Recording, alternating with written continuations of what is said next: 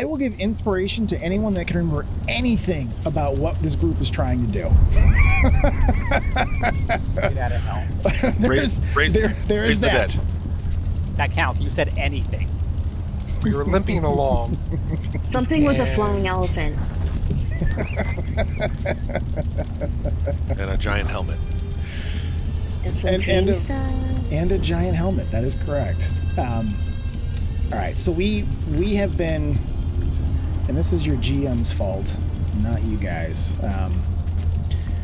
This whole center section of the book is giving me fits, trying to figure out how to kind of wind the whole campaign together and have it be sensible, but not be a series of falling dominoes in terms of it just being fetch quests. And I think I've got an idea of how I want to do it and some fun stuff that we're going to try and throw in here to make it a little bit better. But basically, you guys found the demon zapper. There was Ralzala the Dow, that huge kind of like stone giant that came up out of the ground. That glowing ball, Lulu was able to look into it and saw that it has a unicorn inside. You guys are trying to free that unicorn because it is a friend of Lulu's and might be a good thing to help you out. To do that, we have gone on a weird, strange run. First it led us to Red Ruth, the hag in the middle of her demented bone flesh forest where you guys fought some undead tree ants, I guess we could call them, to help see if she would help. She did. She gave you guys a potion, said you need to get a piece of Uldrak's bones to be able to empower this potion, which would allow Ralzala to go back and change the oath that she has made. That way she can free herself from Zariel. If she frees herself from Zariel, you guys can free the unicorn. That's what we've been working towards. And that to do that, we have had some crazy, very, very long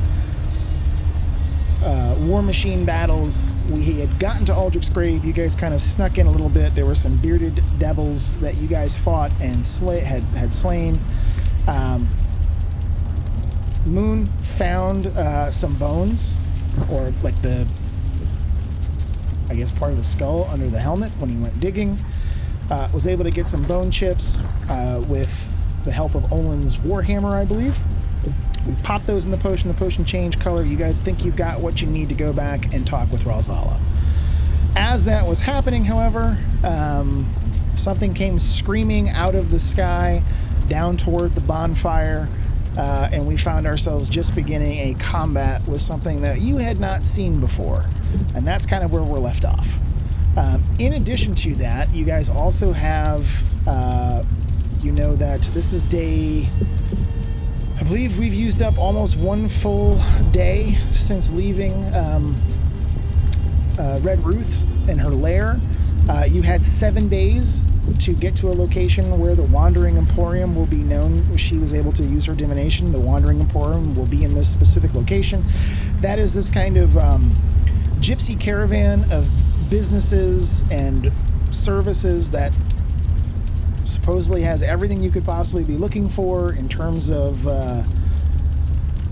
armor, weapons, good food, strong drink, demons and devils that can give you favors, all kinds of fun stuff. So you guys were trying to figure out how you could get to that in the time frame as well. We've used up just about 12 hours of that 7 days, so you guys have still got that out there as well. On top of all that, you're trying to figure out how to empower your war machines because you don't like using the soul coins and burning souls out of existence completely. So you've been testing out your, I guess the best thing we can call it is the Ghostbuster Demon Kit, where you guys can capture demons that have been wounded and use their souls to power the soul coins and your war machines. The war machines of which are in very poor shape right now from that last extended 2 sessions of war machine combat in the plains of Avernus. So you've got some rickety kind of beat up war machines that we had parked kind of down the hill a little bit as you guys had worked your way into this kind of U-shaped canyon where the remains of Uldrak were supposedly buried. You found his giant sword sticking up out of the earth, his helmet, some other bits and bobs. And that's where we found ourselves. I think that's probably pretty close to it. I have to admit, I had some major PC problems and kind of had to reformat and do a whole bunch of stuff, and because of that, I lost the last recording. So usually I listen to that as I'm working about the house to make sure that I'm on top of things, and I didn't have that copy, so hopefully that's about as accurate as it's going to get, and it's accurate enough. Everything Sounds good to me. everything sounds familiar except that whole thing screeching from the sky. I don't remember that at all. It was at the very, very end. It was this lovely lady over here. It was coming I down see out of the nothing over sky. there. I'm apparently in the helmet still. Oh, yeah. Yep. Yeah, you're going to have to come out of that helmet to see it. But this thing came out of the sky. I'll just hide here. Took a shot at Audrey, missed, and that was where we kind of ended off. But so I got inspiration for the get out of helping, right? To be clear.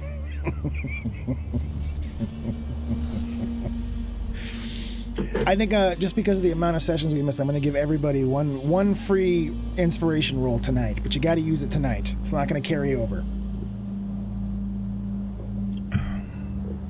Which is your DM's way of saying you guys might need it with this chick coming out of the sky.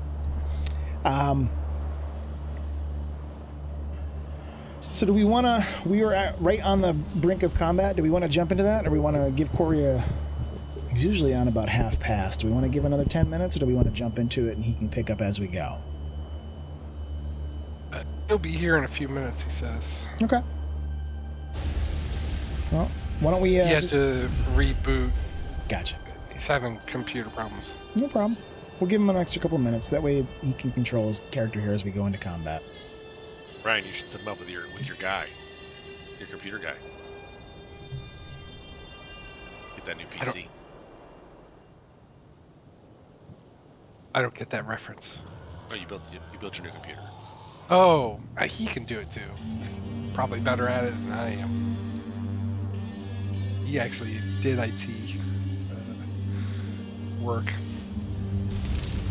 It is kind of fun though, planning it out and doing it. That's pretty neat. Yeah. Did you ever build one? I've upgraded parts, but never one from scratch. I do that for a little bit, and then eventually it reaches a point where if I have to get a new motherboard, I usually just go a whole new system.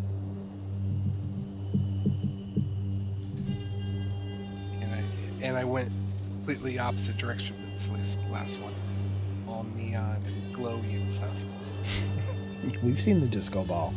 All glow. Yeah, it's pretty. I was conservative at one point. It was just a big, nice-looking black behemoth. So boring. Yeah, my PC is just completely black. The only thing on it that glows is the power button. I think there are some lights on the video card, but with where I've got it situated kind of next to under my standing desk, you can't really see that glass side of it. I didn't have a glass side. It was all metal sides. Just a big piece of... It's actually a nice looking case, but... I want something different this time. I might go back to that for the next one. It actually looks decent in a living room. Super ugly.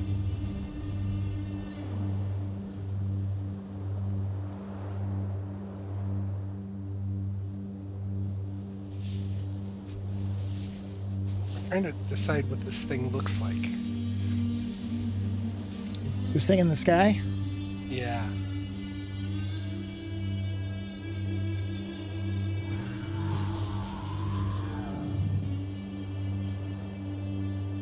I like to think of her as a devil Wonder Woman. I'm into it.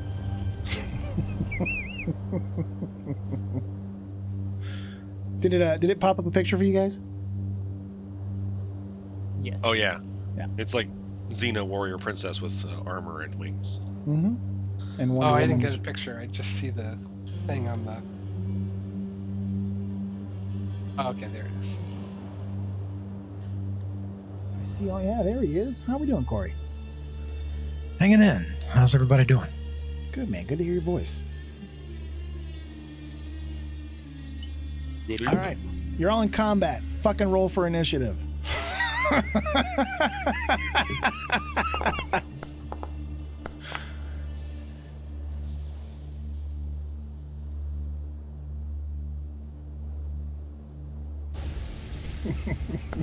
Must have done mine last time. You might have. There we go.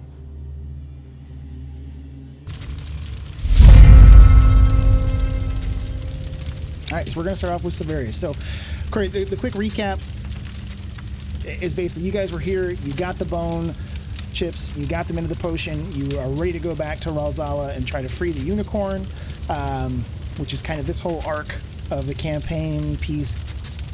But as you guys were getting ready, this screaming creature comes flying down out of the sky. She's over here. I can show you like I did the other guys. That is what she looks like. She had one free surprise action and took a pop shot at Audrey but missed. And we are going into combat here. If I can find a good soundtrack. And we'll do this one. What the hell?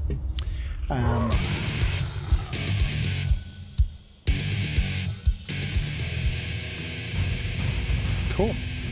And we've got Severius up first. As you guys do you see that above her? I don't know if you can actually even see her just because of how far away she is. You might see her at the very edge of your vision there, Severius. Plus 100 feet. Yeah, so she's up in the air. That's why you see that plus 100. She is flying. And we've still got the little creatures on the other side of the... Correct. There's all these little weird guys over here. Chickens. Weird kids. Yeah, the ones that look like this.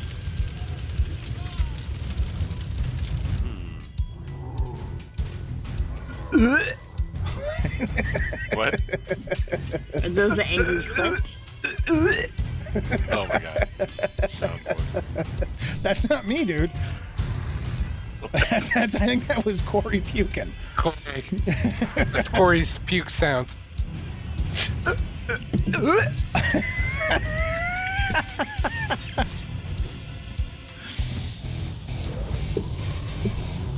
All right.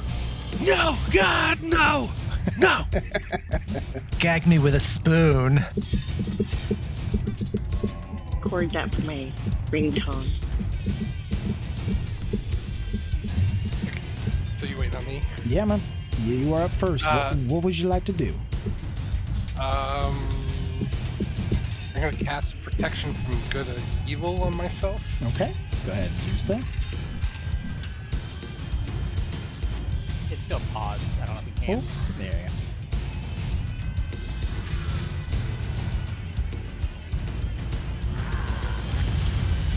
go. And what type of creature are you choosing?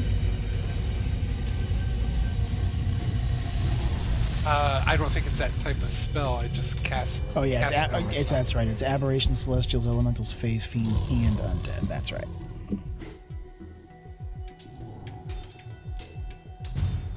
And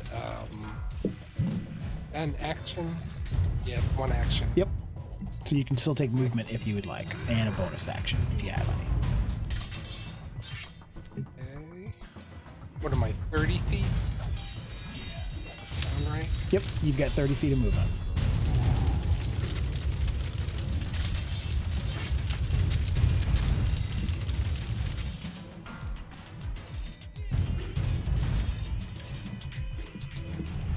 Yeah, I guess that's my action.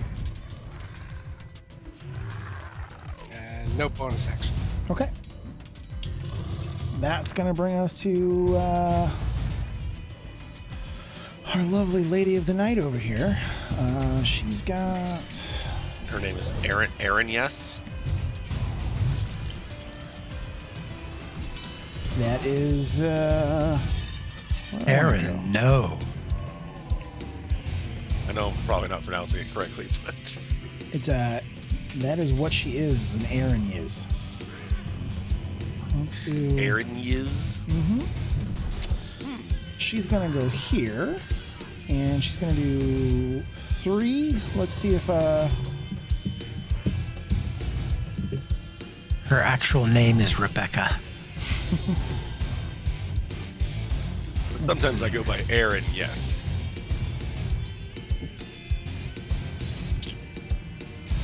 All right, so she's got to roll with disadvantage against you because she is a fiend. So let me do. That did not roll, but that is a bad miss any which way you want to look at it.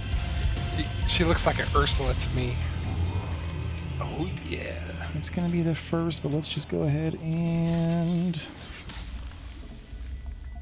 that any kind of fumble? Yeah. So she is going to accidentally have dropped her longbow. That's very convenient. Yeah. Does it, Yeah, no so does it joke. go 130 feet? It's just going to drop straight down. So But only it- 30 it- feet? No, I will say it drops all the way to the ground. So it's actually 100 feet below her. What does she So, want to do? Somebody here? rushes and picks up her longbow. Yep. That's what I'm going to do. Yoink! So she is going to. This is mine. What is the distance on this sucker? She's not going to really use that from this range. So that is actually, because she went her full movement, she's going to stay there and wait to descend to try to get her weapon back. Because she can't use the other one from that distance. That's going to bring us to Olin.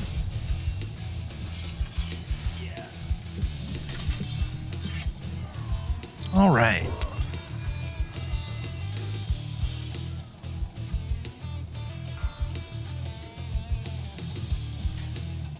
Hang on, let me back up. There you go. What the fuck just happened there? Hang on. That's odd. There we go. For some reason, it tried to jump a couple of rounds of combat there for some reason. I might have accidentally clicked on the wrong button. That is 25 of the feet. Yes, sir. And I don't know if I even have anything that would hit 100 feet away, especially not 130 feet away or whatever. I'm not going to ask you to figure out the sides of a triangle. We'll just say 100 feet. A squared plus B squared equals C squared. That's right. This is an angle in the adjacent hypotenuse. No. Stick that up your hypotenuse and smoke it. That is the craziest thing our bard has ever said. Sorry, I'm a math bard. From the School of Math. A mard. All right, well, I don't really have much I can do, so I think I'll just, you know what? I'm going to use the dash action. How about that? There you go.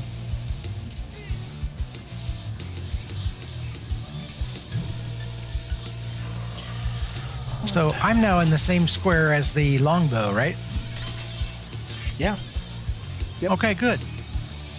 So she won't be able to pick it up next turn if she, she'd have to, mess with me, right? Okay, good. All right, that's it. And I think, just as a reminder, I don't remember where we picked it up, but you did get a light crossbow, which can shoot technically up to 320 feet with disadvantage. Okay. So if you had wanted to, you could have done that. Otherwise, the dash action is your action. Yeah, dash is my action, but also I do get a bonus action. Yes, sir. So what I think I will do... Where is it? I'm trying to find it. Yes. Spiritual weapon.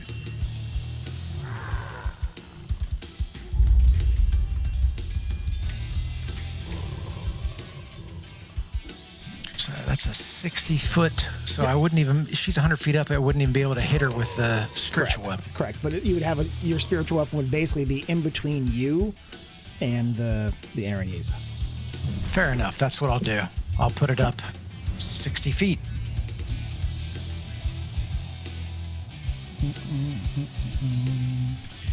Where do I have you?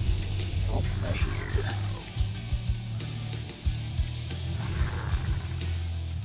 There is your spiritual weapon. Just make it glow a little bit to make it easy for me to find.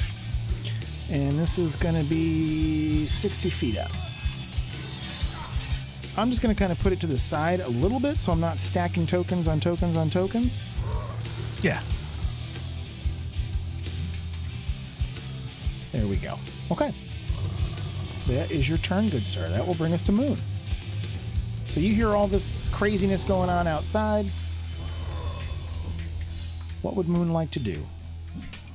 Moon can't move for some reason. Maybe I'm because stuck in a wall. it's probably where you came into it. But I think you had to put me in the helmet if I remember correctly. Hey! Okay, so I step out, see her. Yeah, she is over here directly 100 feet above Olin. And you see about 2/3 of the way up to her, just Olin's spinning spiritual weapon, his hammer and anvil. Yep. Well, I will pull out my short bow as I run up, since she's all the way up there, and take a shot. But I cannot select the token because Olin's Yeah, there. I'm gonna move him over one.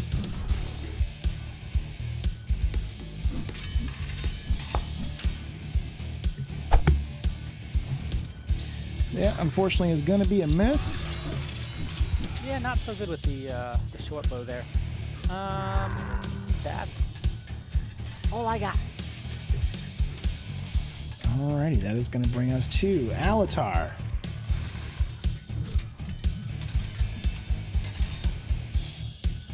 Has she said anything? No, she just came screaming out of the sky. Speaking is not an action, right? Nope. Okay. I don't even know where to start. She just came in firing at us, so. Yep. Yeah, talk is cheap. Eldritch blasts are free.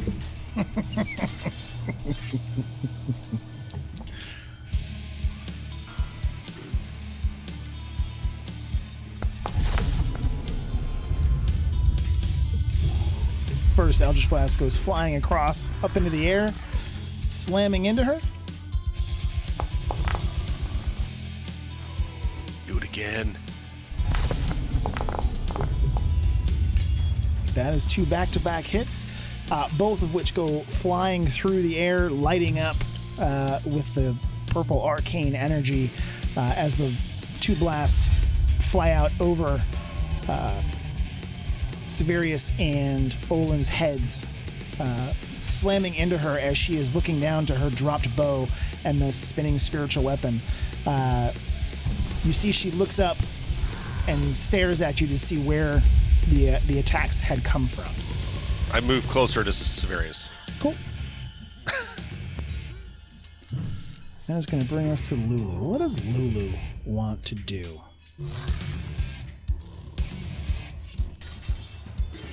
Let's see here. Poor little Lulu. She hasn't fought in a while.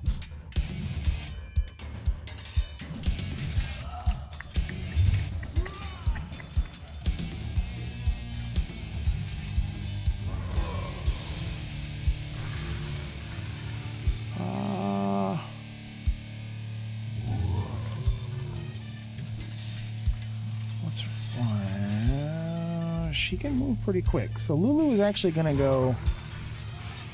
That's 60...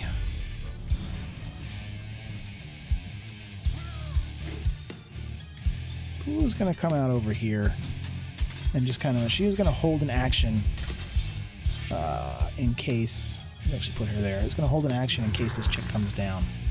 That's going to bring us to Audrey. So you're kind of at the top of this little rock defile. but you can see pretty clearly up in the air.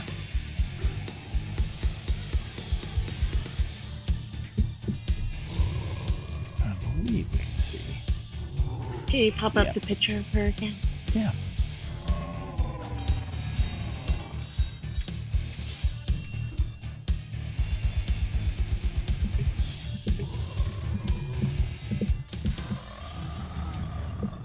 Thank you.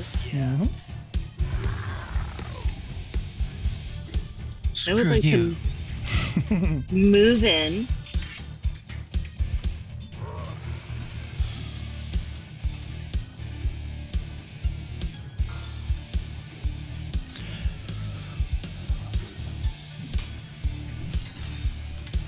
I can't move. It keeps saying I'm colliding with a wall. I can help you with that. Can you just ping the map where you'd like to go? You've got 25 feet, so you can get...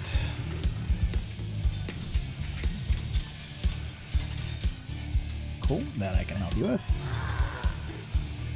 Thank you so Mm-hmm.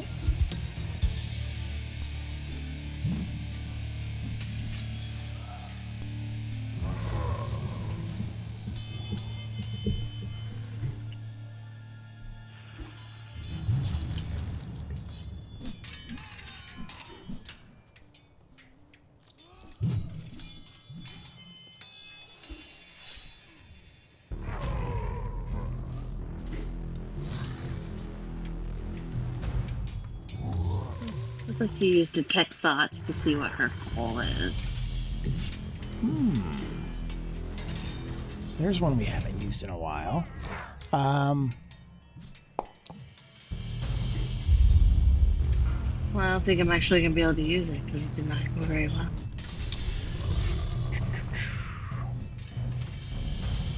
Hang on a second here. Oh, I think you actually cast it on yourself. I would have to roll that wisdom saving throw. Oh, thank you. DC 13. So, Do better than me. let me just read something here real quick.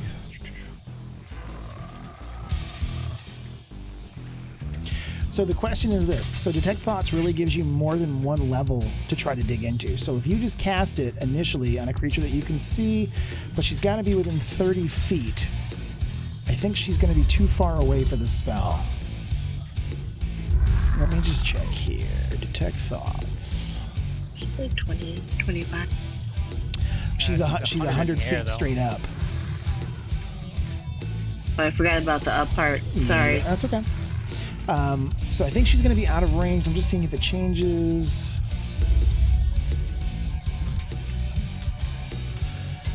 Yeah, if she was within range, you could certainly use it.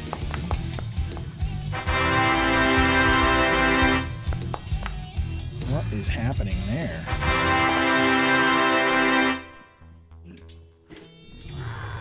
What was all of that? Well, I guess I could just shoot her with the crossbow, right?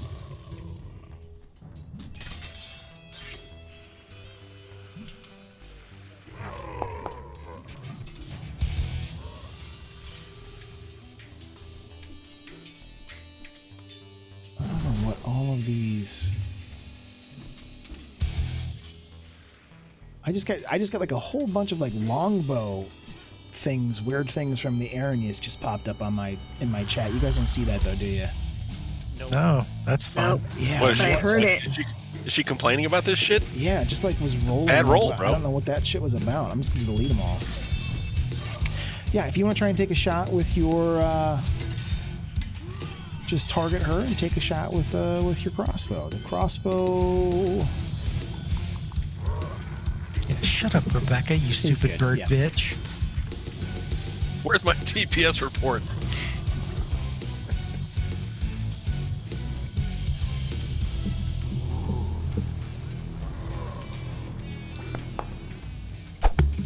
That unfortunately is gonna be a miss.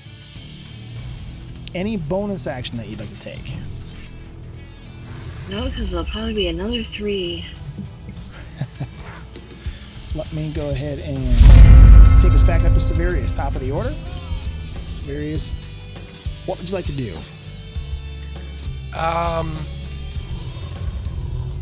ask a moon to toss me a couple arrows?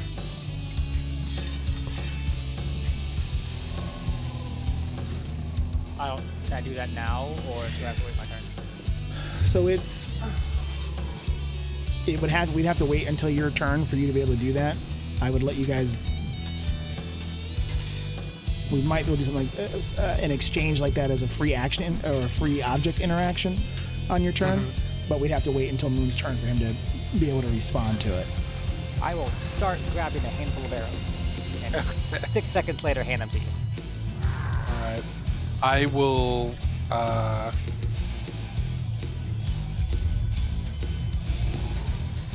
which is it? Okay. I'll run down wherever can I just go to the square the longbow's in? Or right next to it. Either way. You can pick it up from the Grab it? square next to it. Yeah, absolutely. Hopefully So- it doesn't. So if Kill you, me? if you pick it up, that is your free object interaction for this round. So if you're going to do an exchange with, like if Moon comes running up to exchange you arrows, that would have to be your object interaction for the next round. I gotcha. Yeah, it's like when you guys swap weapons or drop a shield, that kind of thing. We give you one free one per round. And then is that considered my action then? If I grab it? Nope. That's just I give you guys one free object interaction per round. So you're picking that up as that free action. Okay. I'll pick it up off the ground and then head back towards Moon a few Okay. feet. And I'm going to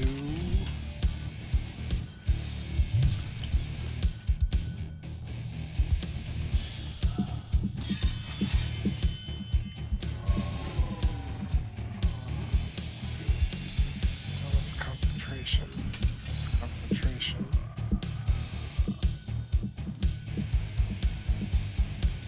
I am strictly melee at this point, so I'm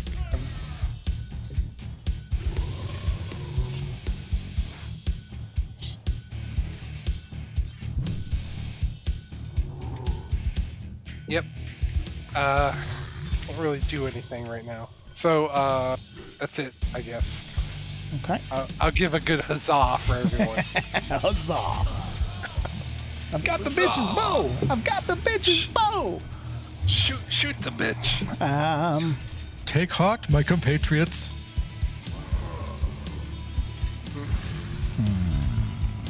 That's it.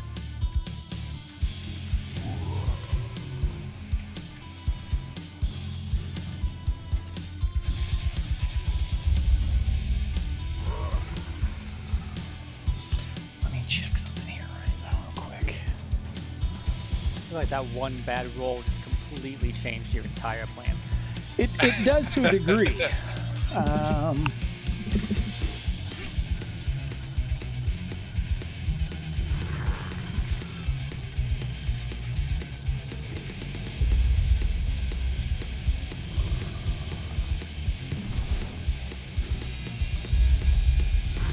Yeah, that's what I wanted to make sure. Okay. She is going to go.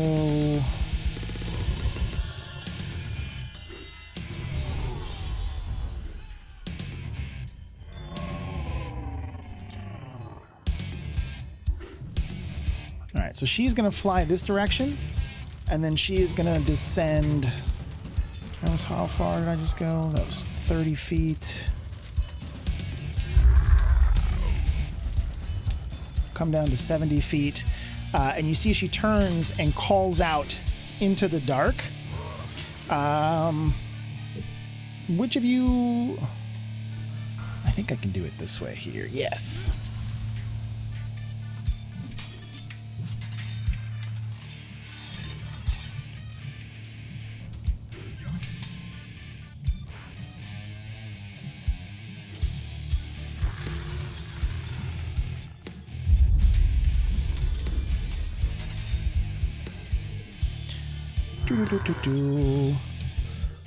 So those of you that understand Infernal will be able to understand what she calls out into the dark.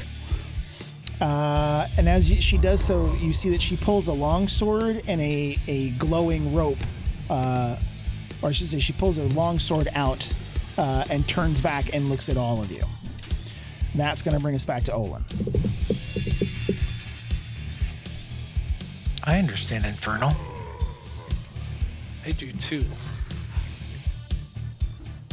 Then you will have understood what she said. I'm sure you can see that in the chat window that it's translated for you. Yeah, I'm going to relay that to everybody else. She's calling for help.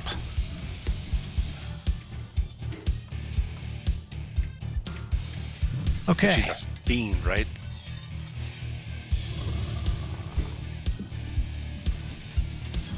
She is. She's a fiend. I mean, okay. To the best of your knowledge, yeah, she's speaking infernal. You guys are in hell. To the best of your knowledge, unless you want to roll some insight or some arcana or history checks to confirm what you know about her.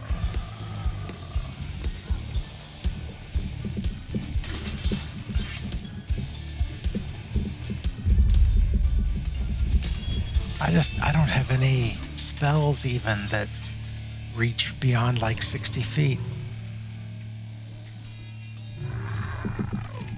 This campaign is bullshit.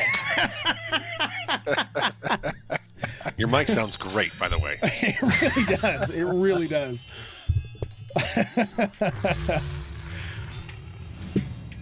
Fuck Chris Perkins.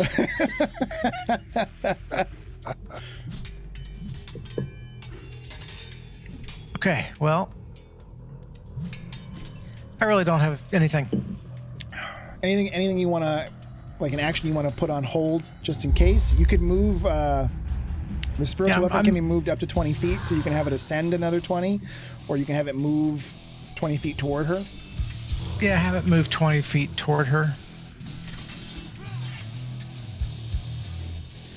5, 10, 15, 20. We're not going to give her the impression that she can just, do whatever the hell she wants. So, yeah.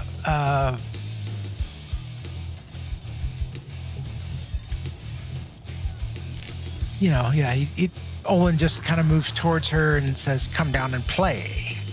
All right. And that's it. That's going to bring us to Moon. How many arrows can I grab out at one time? Let's say a handful is upwards of. Let me have you roll a d6. We'll randomize it. Yeah, do it. All right, you can pull 5 arrows out. Die. Hand him 5 arrows and say, "Sorry, small pause." Thank you. I'll take it. I pull another one out and I take another shot. A fistful of death.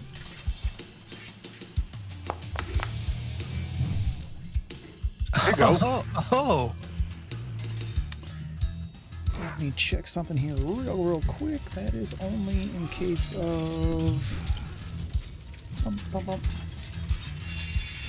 Hey, it auto sent that message to you. That's new. Yeah. There's been a whole bunch of changes to. Excellent. Nice damage. To MIDI. With it's got like a whole bunch of like changes. The one I'm having problems with is the keyboard mappings for advantage and disadvantage don't work correctly on my end anymore. Anyway, I've been trying to fix that for the last hour or so as I was getting set up. Nice shot. So as you hand the arrows to Severius, you turn, taking another shot. I need you to do me a. I don't understand that damage. Yeah. So here's the other thing: is I need to have you actually re-roll because you're more than. Well, not re-roll. Well, we'll say that works. That's fine as it is, because I'm not going to do the math of the triangle. So it did.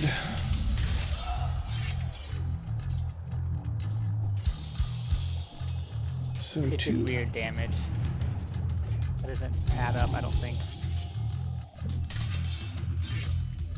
Let me just see here real quick here. If I look at your short bow.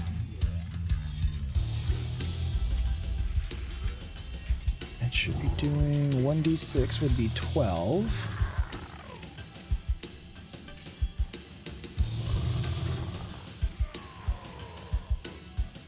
I don't know where I got the plus 10, plus 6 from. So that's a good question. Let me look at how it does the short bow here. So it would be plus your modifier, which would be... Dex would be 5. So I doubled the modifier, maybe? And then doubled the proficiency bonus as well? Yeah, That would be a 3. Yeah, it shouldn't be doing the modifier and the bonus. So it should have been 12 plus 5 for 17. And the proficiency bonus doesn't even come into play, does it? No, it doesn't. That's only on the Yeah. attacks, which I'm not quite sure why it's... You know what? Let's stop arguing. We'll just take this one. It's fine. I mean, it should be 17, which is... I'm not sure where it's getting the... It added my proficiency bonus, doubled it. Added my modifier, doubled it also. Is what I'm thinking happened. I don't know why though. So it has... I'm not sure why that's on there. I know where the 6 came from. For some reason on your bow, it's saying that there's an extra critical hit damage in the details, which should not be there. That should be a 0. So that's where that 6 came from. And it says plus modifier. Yeah, it's doubling the modifier for some reason. So it should have been 12 plus. It should have been 17. Yeah, I knew it didn't make sense. Yeah. Sadly. So I'm just going to add 11 back to her here. I'm sure this is... Oh wait, that doesn't work. Never mind. I'm sure this is part now from that because you don't have anybody right next to her. And it's, Yeah, and I have to be melee to do Yeah. that next to him. Yeah. Yep. Yeah, I'll just try and keep an eye on the rolls as we go. As I said, I had a Foundry version 10 is coming out, and all the developers are putting out new versions of the modules, and there's a whole bunch of new settings and MIDI that I haven't played with yet. Okay, but we'll keep an eye on that. So that's that was an awesome crit though. So slicing it through the air, your arrow whistling as it fires up over Olin's head, slamming into the arm of the flying Erinyes above you. Anything else? Drops her longsword. Unfortunately, no, sir. Alright, well that's all I got then. Okay, that's going to bring us to Alatar. Have we gone through a full 24-hour day since we had the big death machine? You have not. So that was Okay. technically in the morning, Okay. and we're now in it's 10:30 at night here in Avernus. Copy. And you guys have Okay. not had a long rest or anything as of yet. All right, that's what I was wondering. All right, I guess we gotta stick with Old Faithful. Unfortunately, the first one missing as she comes swooping down through the air. The first one also missing as she turns, calling out into the night. And you can begin to hear heavy feet in the distance. You jinxed it with that old Any- faithful comment. Yeah, any movement from Alatar? Nope, already moved. Okay. Good old unreliable. Chaos. Lulu is going to come down here, and she is going to then also go up another bunch of rooms, so she's at the same level now. She's going to trumpet out at the Erinyes and hold for there in case she does anything. That's going to bring us to Audrey.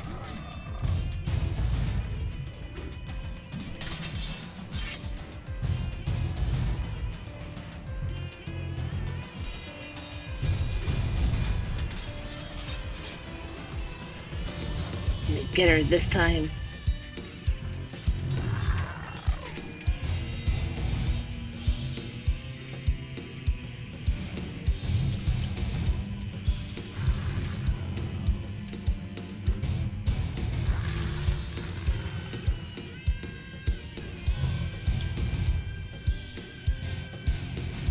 Oh, I'm out of ammunition. Uh-oh. Bitches be hoes. Uh-oh. Are we out of crossbow? Yeah, you're back down to 0 crossbow bolts. Man, fuck this campaign. No. Oh man, we're gonna have to do let some me- shenanigans. I'm just gonna Oh, Chris back up. Kirkin. I'm just gonna back up for Oh, 1 man. second. I'm all ready for some shenanigans. Moon, you had a whole bunch of arrows. I'm gonna subtract 5. You've got 38 right now. I'm gonna take 5 off of that and put them on Severius. So you. Oh, yeah, sorry. No, that's okay. That's on me. I should be doing that. So you got 33 arrows left. You had been like accumulating arrows when we were picking them off of dead bodies and stuff like that. So you've got Oh, a I full actually, quiver. I've used my short bow like 3 times Yeah. in total in the campaign. I'm waiting to see if Severius is going to try and throw that Hellfire Javelin with disadvantage because it'll go up to 120 feet. I forgot I had those. I am, I feel like I'm just gonna- Hellfire on a devil, you know, yeah. may not work. How far can a halfling jump off of somebody's shoulders? Or get thrown. Toss I mean, me. halfling tossling. Like, I mean, Olin, I mean, he's kind of big. I mean, how far could he toss me? Maybe if I bounce off of a flying elephant at the same time. So technically, it's going to be based on how far you can jump off of someone. And that's actually not that. It's based on your. Let me do this. That'd be acrobatics, right? I've got +6 on acrobatics. No, it's based on. God, why can't I find this? I mean, I've done some good jumping skills before. I mean, I could jump off of Olin and onto Lulu. I mean, she's already halfway up, right? Lulu, give me a quick push of the snout. So Is Lulu too small for you to actually ride her? yeah, she's Ooh, yeah, not- definitely. not- But I mean, I not could. large. I mean, she could accelerate me, right? You know, a little. Boop, boop. so Because halflings aren't big either, you know. Yeah, I mean, I ain't that big. Oh, a backpack. I mean, I ran as a backpack for so long. So jumping so every foot you jump uses up a foot of your movement. So I would have to move closer, right? Yes. So the thing is you can't end your jump in midair.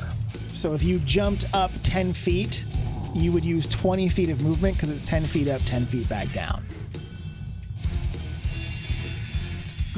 And we would probably need to do a. God, would that be strength because it's running, climbing, or jumping? No, I feel like it's acrobatics. I'm pretty sure this is what athletics covers. I'm trying to just look at the movement here.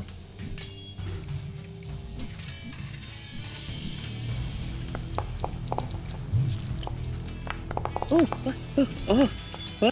I didn't do any of that. What? No, that's What are you all- doing, that's Olin? all- Oh, sorry, that was me clicking on my shit trying to find man. acrobatic. Giving me heart attacks, man. Let's I was see trying to here. find the definition of acrobatics and athletics and shit, but I guess when you click it, yeah, it rolls it. Sorry, my bad. Yeah, so your strength determines how far you can jump. When you try to make a long jump, you cover a number of feet up to your strength score. So if you move 10 feet, you can then try to jump. So in other words, you take like a running leap. Can I use animal handling for, Lulu? What are you gonna try and do with her? Well, I just convince her that it's a great thing that she could launch me with her trunk even higher to kill, evil, devil becomes us. I don't think. Yeah, so Lulu has a flat strength score of 10. I don't think she's big enough to be able to get you up here.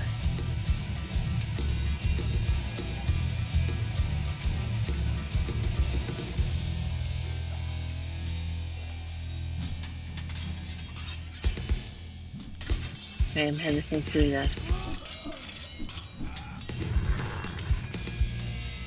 There are, as a bard, instead of doing a direct attack, you could try to move up and do a spell attack. You could cast beneficial bonus spells on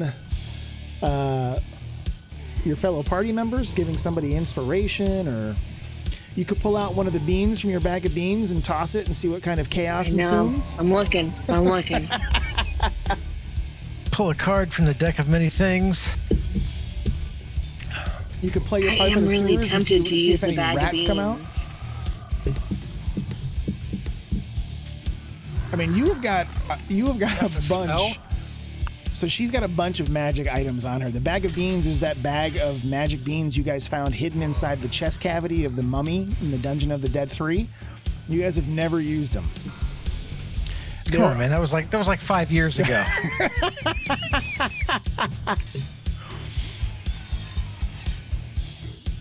Yeah, All I think it right, had. let me review. I give me just 1 second. Yeah, and your bag of beans has got 9 beans in it. And when you throw one out on the ground, we basically roll a D100 and see what kind of crazy shit happens.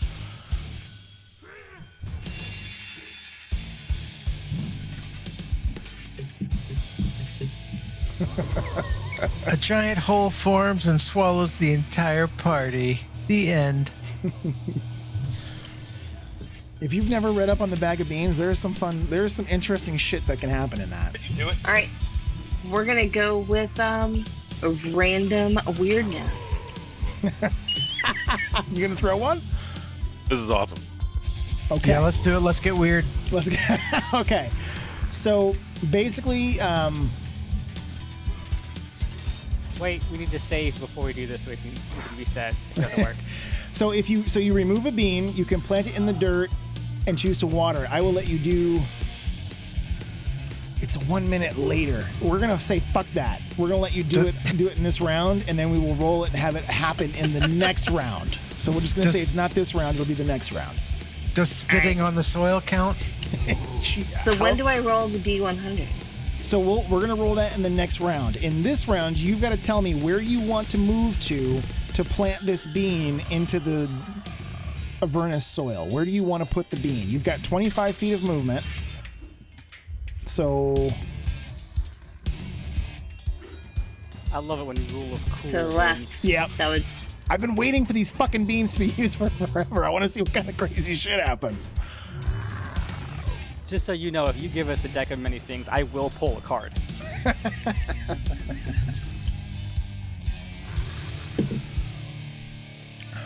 I'll be like Grog. I actually just watched that episode. All right, so that's where you want to move to and plant it. So I'm going to move you up to it. So that's where we're going to plant the bean.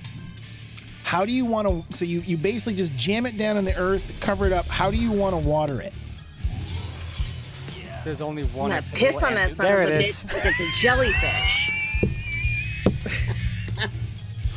Okay. So I need you to describe this to the rest of the group. So you decide... You realize as you reach back, there is no more crossbow bolts. So you decide to drop your crossbow and pull out the bag of beans, and what does it look like? I plant it. I do a quick digging motion, and I make eye contact with Snufflepuss. I'm like, "Hey, we're doing this. I'm gonna cat this shit."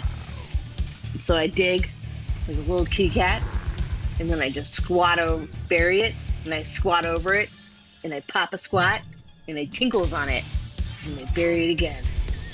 And then I look around, make sure nobody saw me bury it. And then we're gonna wait to see. Okay. All right. So the rest of you see her run up, jam something that you can't quite see into the dirt, and then she just pops a squat and pees. In the middle I of look combat. away. Okay. So that means I now need to do this and this because Audrey was last in our order. Let me roll and roll. You know, a lot of this shit is negative. I'm not digging this whole There's fucking some- mean thing. There's some It could go Major really shit well, in though. Potentially. Again, fuck this campaign. Well, So just let think, me- the worse the thing happens, the sooner we get to the next campaign. And fuck Chris Perkins. So as you see this happening over here in the distance, running up off the black part of the map, I am going to cut his movement in half because he's coming this way, so he's got another 15 feet. He is going to go to there. You see this giant... Do I have good art for this guy? Not great, but you may remember what they were. You have seen this before. This guy comes running into here. Oh, what does he want to do with this guy? He sees his mistress up in the air. You hear him as he comes lumbering up, heavy footfalls. This thing is, very, very tall, covered in all these weird barbed protrusions, long of limb, clawed hands. As it comes running in, it looks up in the air and it says, "Yes, mistress, defend her!" And he targets and sends flame hurling across the distance at Olin, who is directly in front of him. The first one missing. Can he do two with the multi-attack? Hurl flame twice. Yeah, so he, with one hand, throws a small hurl of flame. Second hand, the same thing. Both missing. Woo woo. All right. That is his turn. That's going to bring us to Severius.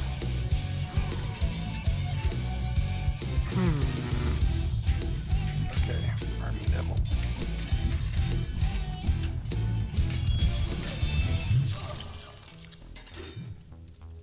Well, you got 5 arrows now.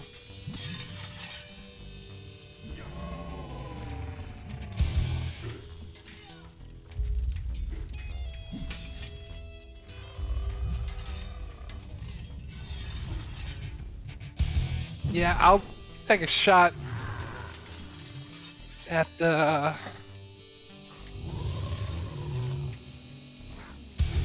demon, flying demon with the bow, I guess.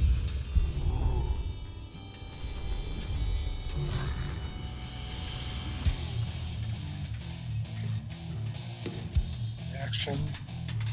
I added it to your inventory and added it as a favorite, so you should see that you have a longbow with 5 arrows now.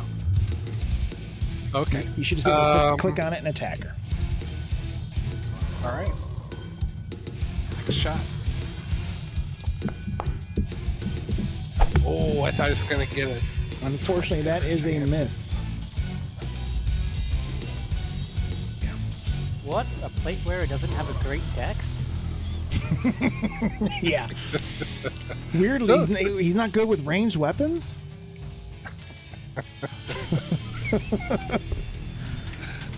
So as you see Severius aim up into the sky, the bowstring twanging off of his plate armor, the arrow flying wide and missing the Erinyes floating up in the 70 feet up.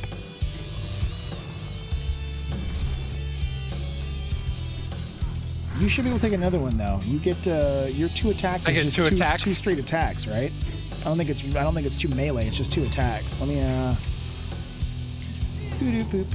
features.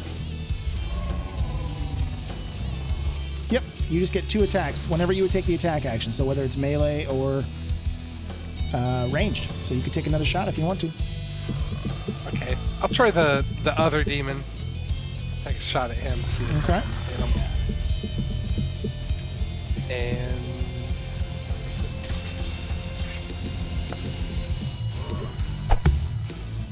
Weird. It's almost like you're not built for this. great. Yes. So both arrows go flying wide. You're realizing that your martial prowess is probably better suited for heavy combat and the swinging of weapons as you have tried 2 ranged attacks, both flying wide. That is any additional movement or any bonus actions? I know you're maintaining... I need to put concentration on you, actually, because you're maintaining your protection spell. Yeah. No, that's it. Cool. That's going to bring us to... What the hell? Something is really... It's like it keeps... Let me do this. Jumping rounds for some reason rather than going on to the next person. It should be the Erinyes. There we go.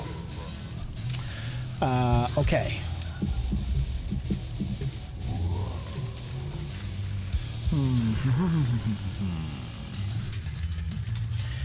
She is going to descend to 30.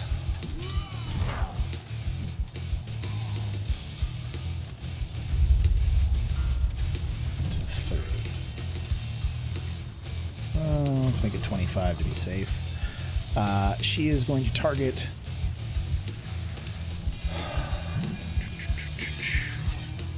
you see that as she is descending towards you, Olin, she reaches to her belt, and this glowing rope coils around her fingers, and she lashes out with it at you. So this is going to be... Fucking golden lariat. So I need you to make a dexterity saving throw for me, DC of 15. Oh, dexterity, good. It's one of my best attributes. Not your handsomeness. Saving throw? Or ability check? I'm actually going to DC strength. It's a save. This is going to be... Excuse me. It was a save, right? Let me read through this. It's going to be a save, but it's going to be a DC 15 dexterity... I'm trying to read through here. Yes. So DC 15 saving throw, or you'll become restrained. And then when you try to break it, you can use strength or dexterity to try to break it on your turn. All right, saving it is.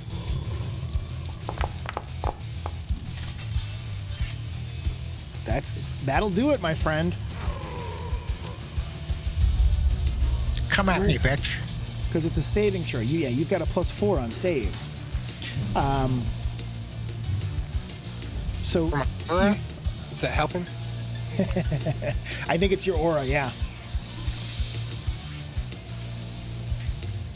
It should be. So you get that +4 on the save, which is it means it's going to miss. So the rope comes kind of darting snake-like down at you, trying to wrap itself around your chest. But as you spin away from it, it recoils back up towards her. And you see she growls back, angry, having hoped to be able to reduce the number of combatants fighting against her. So that's her first attack.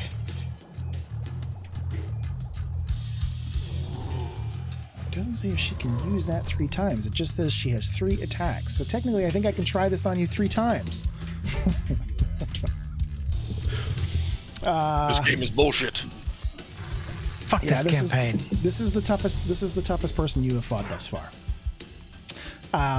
She is going to lash out with the... So she gets 3 total attacks on her turn. She is going to lash out at you again with the rope. So let's go ahead and do another saving throw. I will not. I refuse. Balls! It was going to be 17. Unfortunately, that's going to be a miss or a fail on this one. So you feel the rope this time as she growls. The magic lashes back out and it tightens itself anaconda-like around your chest. As it does, you feel yourself restrained. Your arms being sucked in tight to your armor. You still have whatever weapons or focus you had in your hand. Let me go ahead and find restrained. Pop that on you. So on your turn, you'll be able to try to break out of that, but for right now, she has you restrained. And she, I'm just, you know what? I'm gonna have that be her full because she can't attack with the longsword from this distance. So that's gonna be her. She will discard her third attack. She laughs out, seeing Olin kind of encased in this glowing rope that is slowly tightening itself around him. And you see that she has got the rope tightened around her hand and is probably going to start pulling Olin away from you guys. So on your turn now, Olin, you can attempt to... You can use your action to make either a strength or dexterity check. It's your choice. On a success, you will no longer be restrained. But that will be your full action for the round. You can still move or do a bonus action. But if you want to try to get out of the restrainments of the rope, that'll be your action. Bonus action, I'll move the spiritual weapon toward the dipshit that cast the fire at me. Okay. And I think it's got 20 feet, correct? Yeah, just in that direction. Yep, you can actually get it. So it's still 60 feet up. You had been, so it's at him, but it's going to be up in the air. So that was, let me just check here. That would be 5, 10. So it's 15 feet to there. You could bring it down to 55 feet. Okay, that's fine. Yeah, we're just going for that thing. Yep. With that. Okay, so there's that. And then strength or dexterity if you want to try and get out of the rope. Okay, well, I'm contemplating something else. Okay.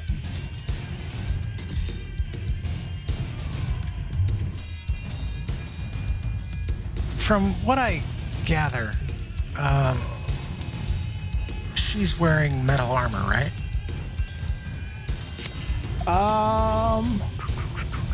Yeah, I would guess that she, some kind of heavy armor.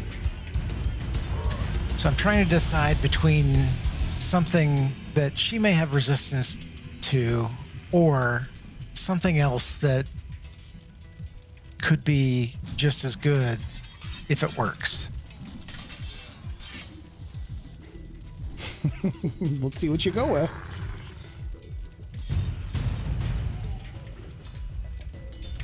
It's fire-based. I think most devils have resistance to it or something. Right. Like That's kind of what I'm thinking. So it might be better to just go with the option 2. Yeah, fuck it. Why not? Let's try it. We're gonna target her, and we're gonna cast this. I was gonna try to blind her, but looks like she succeeded on her save. And she had advantage to it also. Yeah, she has advantage on all saves against magic. Once again, fuck this campaign. I still got my beams. Yeah, so unfortunately that she is not blinded. As you cast, just able to wiggle your fingers and still call It's out just verbal. or call out the verbal component as you reach out to Morden. You see the spell goes up, and as it begins to settle on her, it just slowly, the magical energies evaporate, and she laughs down at you, giving a cruel tug to the rope tied about you. Give me a tug. Yep. So you are restrained from these no movements. We're going to go ahead and jump to Moon. Alright, I'm going to drop my bow. And can I draw both or only one weapon? I'll let you draw both. Okay, I do that. And then I'm actually going to take a slash at the rope. Okay. Tell me what to do on this one. So let me just have you roll.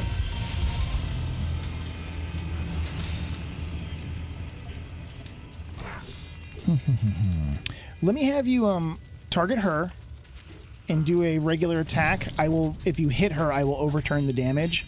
The difference being, let me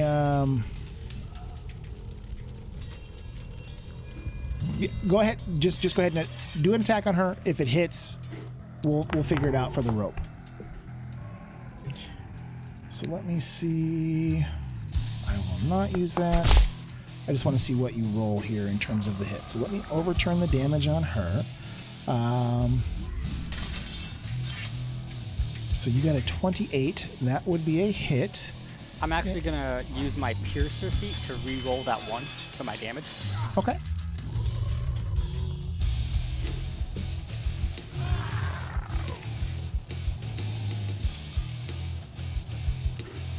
If you want I to, did it wrong. Hang on. I was gonna say, if you just want to roll a d8, we'll just change it out. I tried to. I messed up That's the okay. first time. There That's you go. okay. So we got a 6 plus, what is it, 7? So 13. So you slash out at the rope and are able to do some damage to it, but it is not, you're not able to, Okay. well, let Bonus me- action. Oh, never mind. I'll wait. Super magical god weapon. Remember that part. yeah, so it doesn't cut all the way through the rope, but you do some damage to it. So that was 17, correct? Yes. No, what do we do here? No, add 6. 5 to it. So 8 plus 5, whatever that is. 12, 13? 13. 13. That's right. 7 and then 6. Yeah, 13. Okay. And then I'll try with my dagger while I'm here. Might Okay. as well.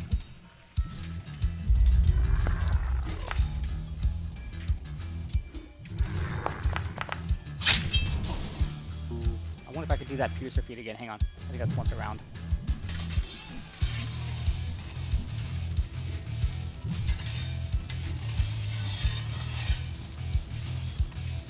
That was it. Just once around. Yeah, it's So fine. that's 6. Yep. Okay, so 6. And it's silver also, if it matters. So that is going to, let me make sure I didn't do that, so that she doesn't take that 6. So that's going to be 6 and 13 for a total of 19. So the rope is damaged, and you can see that it is fraying, but it is not cut all the way through. So that's your movement and 2 attacks. Yep, I'm out. That's going to bring us to Alatar.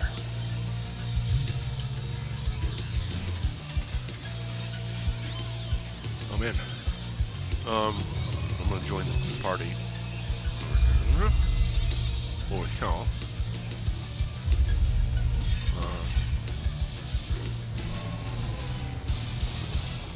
I gotta say, there's a lot of good ideas floating around tonight.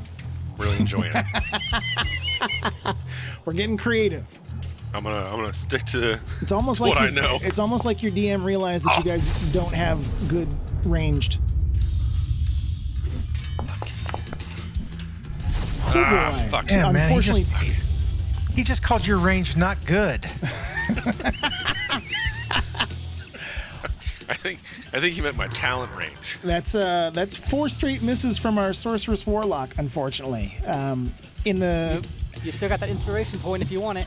Yeah, fuck it, I'll use it. No, you guys are waiting for the beans. All right, I'll save it for the Yeah, we would have something to fight off with the fucking beans. Fuck this campaign. For Necromancer to show up and kill us too.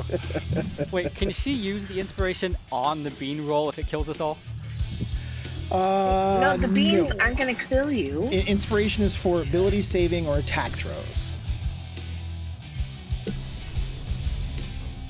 All right, so Look in the unfortunately, chat Alatar at has the missed. beans. Unfortunately, Alatar has missed twice. Any bonus action, sir? No. Okay. That is going to bring us to Lulu, who is going to come over here. Hang on a Oh, second. look, What's the distance? Vecna just showed up. There's 20. She's going to come Fuck this down campaign. to 10. And our little Lulu is going to try and dart in and attack. Why is everything I'm doing rolling with advantage? I like it. I don't understand that.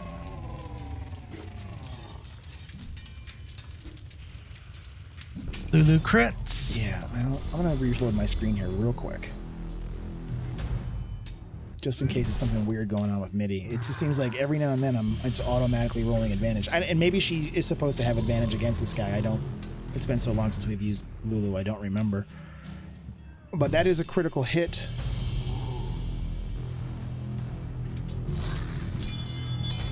With her tusks. Damage rolled, right? Yeah. Compared to mine. Yeah. Okay, so she moves forward. You see her dart in, take a swipe at the barbed devil with her tusks, and then go back up 10 feet. So that's her movement and her action. So she is trying to put herself here as a annoyance to kind of get in the way a bit. Let me open up my combat log again. That's going to bring us here. You hear another set of heavy footprints. And over here, because it's 30, yeah, so he gets 15. He's gonna come in his 15 feet. And he's gonna take a couple swings here at Audrey as she is hovering over something she's peeing on in the dirt. He gets 2, 1 with its tail, 2 with its claws. He's gonna take a swipe at you with his claws. As he swipes, he spins his tail, striking in, and then one more with his claws. Oh, that last one's gonna hurt. Is it doing advantage again? No. Yep, negate all that. No, we're good there. It didn't do it. It was a regular attack. It's asking for all your concentration throws, I think, which I think that you succeeded. I mean, I had a 20 and a 16. I should be doing pretty damn good. Let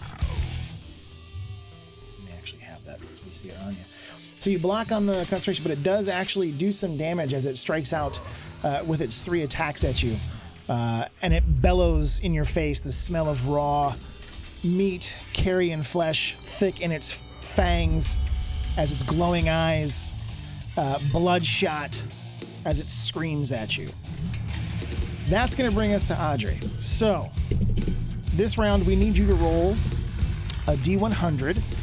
So if you just type in /D100, or you can click on it should have it's got a D100 in the bottom right-hand corner, just above the roll button, with 2 little dice.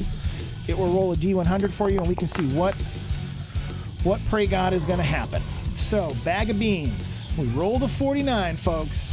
Let's see what we got here. Not a giant pyramid, so we're good.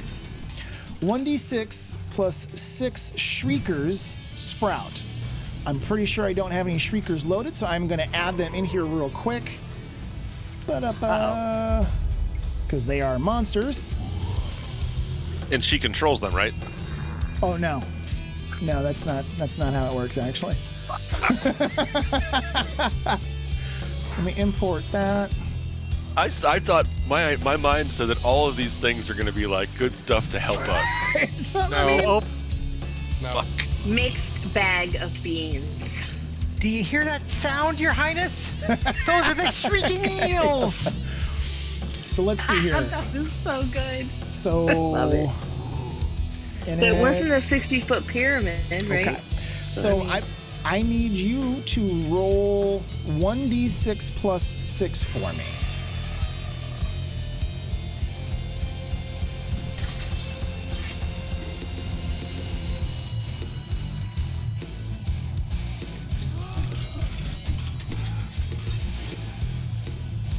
Game paused.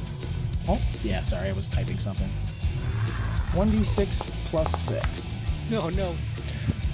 Cool. Holy shit. What's our next campaign, everybody? So, Hey, Corey. Fuck this game. Exactly. Holy shit. I've got This to put them might be the TPK right here. I got, let's see, 1, 2, 3, 4, 5, 6, 7, 8, 9, 10, 11. Cool, guys. Right. There's a lot of fun stuff on the table. I gotta move. Oh, where's Snuffle Chops? I want to move just so I can see him. Okay. They have the 1 minute time, so you can get the fuck away from it. So that 1 minute time. So remember, it's 6 seconds per combat round. We're in round. So we're about to switch to round 5. So we'll have many more rounds of combat before they disappear. Holy shit. So it's exciting now, right?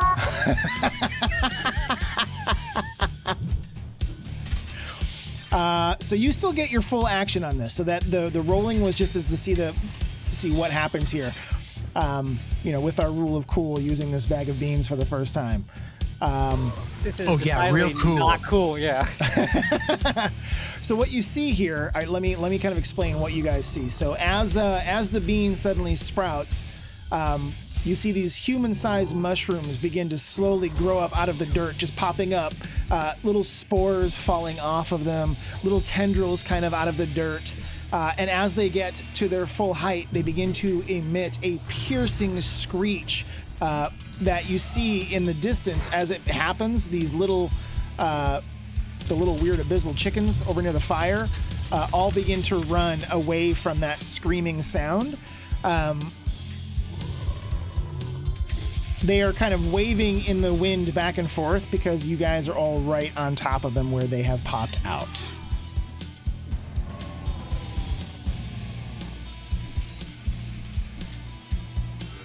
So, you still get the rest of your turn. So you dropped you want to do another bean? Do I want to do another bean?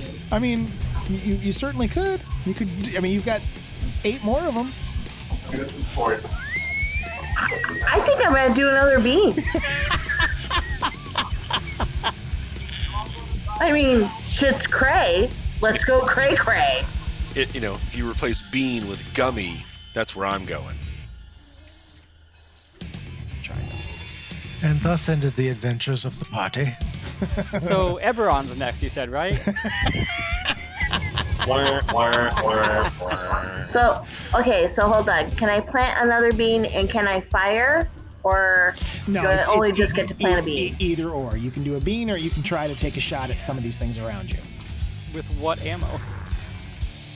Yeah, Well, all I got is stabby. Yeah, you can- Stabby's gonna be kind of okay. I mean, I'm surrounded. I could potentially die anyways. And then bean isn't until the next round of turns, Yeah, right? Correct.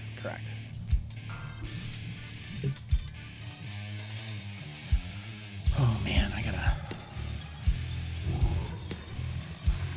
Is this how you saw this night going? No, I thought she was gonna pepper you with bow shots from up high, but I dropped the fucking bow in the very first turn, so you know. Just We're doing bean.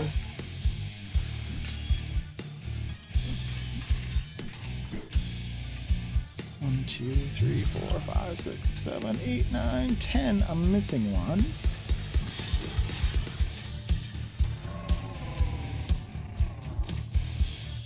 One, 2, 3, 4, 5, 6, 7, 8, 9, 10, 11. I see 11. Yeah, I'm It's only missing. 'cause- I'm missing one in the initiative order. I'm trying to make sure I've got them all in here.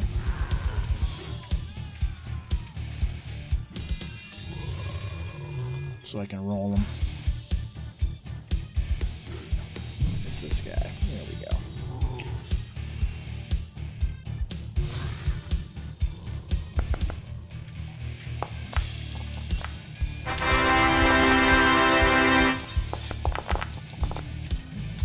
Good news, I think the devils are just as confused as we are.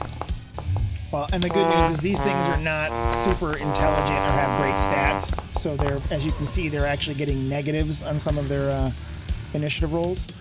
But I've now got them all in the order. We're actually going to skip them until the next round because Audrey was the last person in this round. So what would you like to do? Would you like to attack something? Would you like to cast a spell? You could try to move, going through. Oh, actually, you have that halfling move, right? Where you can move through another creature's space with no negative. I believe. Yeah. Yeah, the halfling nimbleness. Yeah, so if you wanted, you can move up to your, 25 feet? Try to get away from this. And Absolutely. Because I may get murdered. So here's the thing. If you want to do that and not take all of the attacks opportunity, you will have to use the disengage action on this turn, which lets you get out of there, but you wouldn't be able to make an attack. I'm good with that. Okay. So if you want to move 25 feet in whatever direction you'd like to go, you can certainly do so. You could take this bow off my hands. And 3 arrows. I mean, keep in mind, she's a bard. She has some offensive spells that she can use. Yeah, I got the spells. I can definitely move on the outside. I could drop a cloud of daggers. Yep. I mean, I got stuff going forward. They're in a cluster. It's just get out of the cluster first.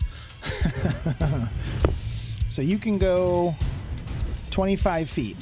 So anywhere 25 feet. I'm gonna mark the spot for you. I'm having a hard time. Okay. You tell me where you want to go, and I'll get you there. Cool. Gotcha. Okay. So that's going to be disengage and movement, so you are good there. I'm going to skip these Shriekers at the end of this round because of their initiative order, because they were not in that previous round. That is going to bring us to the Barbed Devil. Well, the devil sees you running right toward him, so he's going to come toward you. All right, because that makes sense. Since you're the closest target, he's going to take a couple of attacks. So he's going to do his claw.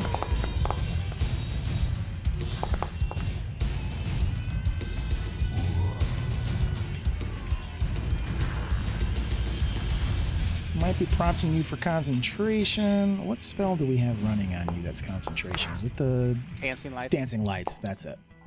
So that you can see here. Which fails. So let me remove the concentration, and then I am going to remove your dancing lights. You might still have some sight because you're kind of on the edge of the bonfire here, so you're actually okay Good with the that. fire. Yep. So that's the first claw attack. Then he does his tail attack. And then he's going to do one more claw attack as well. So he is tearing into Audrey, who is now bloodied, having escaped the Shriekers, but run, unfortunately, toward the Barbed Devil. That is going to be his turn, which brings us to Severius.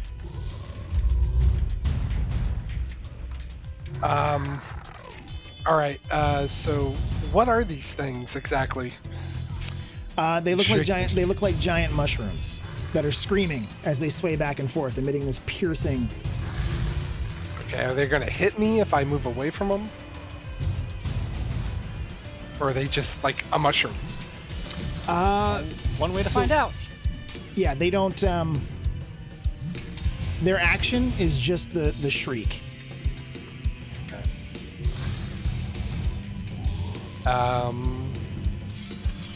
Yeah. All right, I gotta go.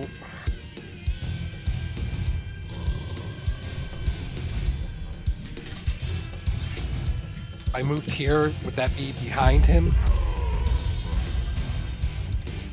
I'm sorry, do it again. If I Yep. moved here, would that be behind him? It would. Well, so Okay. you'd have to be one further One south. more? Yeah. Can I hit that? What is it? Alt? Control. That would be 20 feet to there. Yeah. You've got what, 30 feet of movement? Mhm. You could move behind him if you wanted. If you're looking to get advantage, you could certainly do so. Okay. Get advantage, and I'm gonna attack. Okay.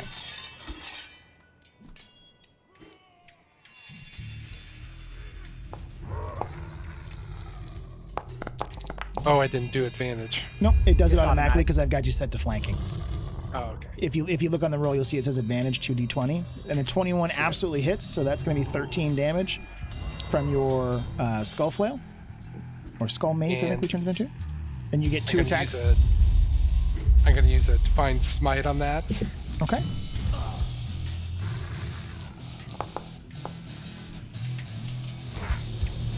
For a non-trigger. So as you do so, you see radiant energy comes, even though the cruel-looking skull head of your mace drips with green necrotic energy as you make the strike, calling upon the favor of your god. You see radiant energy explode off of the tines, the barbs of that skull mace as it slams into the Barbed Devil, doing an additional 11 damage there on that. Nice job. gonna take another swing. Yep.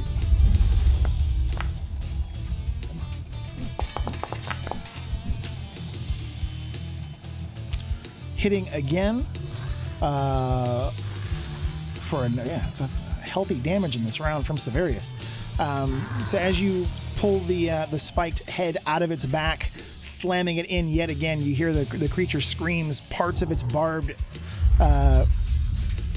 carapace breaking off and falling to the ground beneath it as its devilish blood leaks out of its grievous wounds that you put into its back and shoulders. It is badly injured.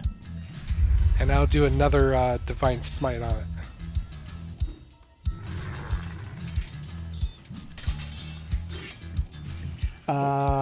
You have no Can I do more. that? No, you have no spell slots left at level 1. You are at 0-4, my Oh friend. no! You still A have higher level if you you have want, right? level 2 spells, but you have no level 1s left as So you could cast it as a level 2 if you wanted to, and it will do an additional 1d8. Okay. Do it. Doing it.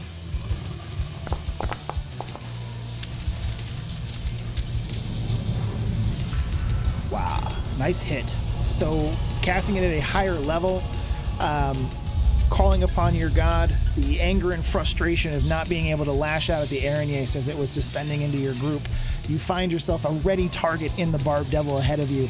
As it is trying to tear into Audrey in front of it, you were able to slide up behind. You hear the trumpeting call of Lulu just over your shoulder.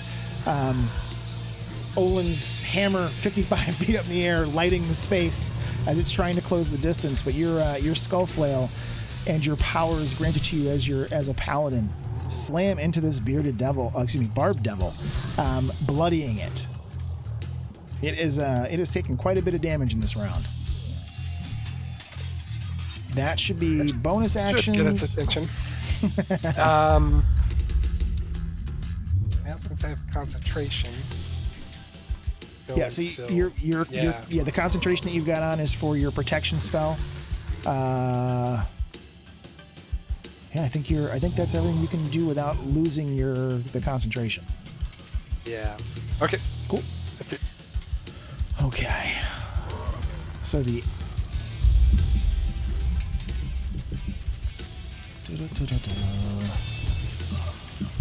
what does she want to do? Stop being a bitch.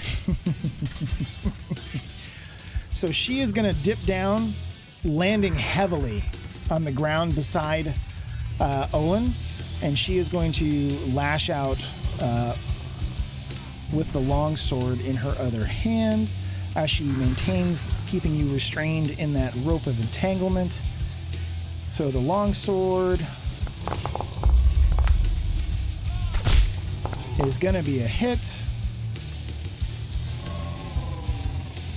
The fun part is that she gets 3 of these. And because you're restrained, she gets them all with advantage.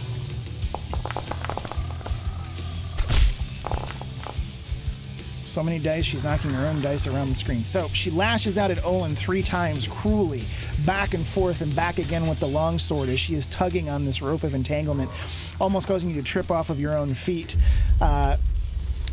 Laughing cruelly, a gleam in her eye as your blood begins to coat her longsword.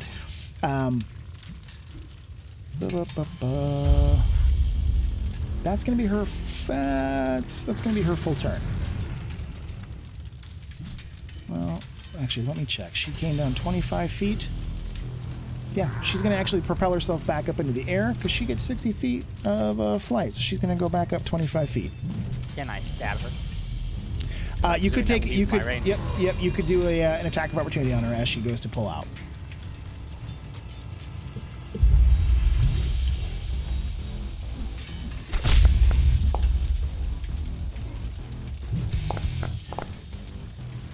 Hang on 1 second. Nice. Excellent.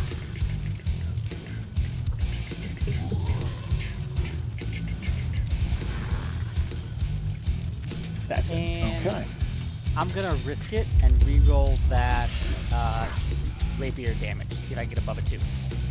Hang on just 1 second here. Hanging on. So you don't get to do the sneak attack. That's once per turn. I haven't done attack yet. I got it. We're in a Not my brand new turn. round, and it hasn't been your turn yet. Got it. So we've got to undo that 15, but you can certainly re-roll. Because this is technically what you're doing is taking a reaction. Yeah. Let me.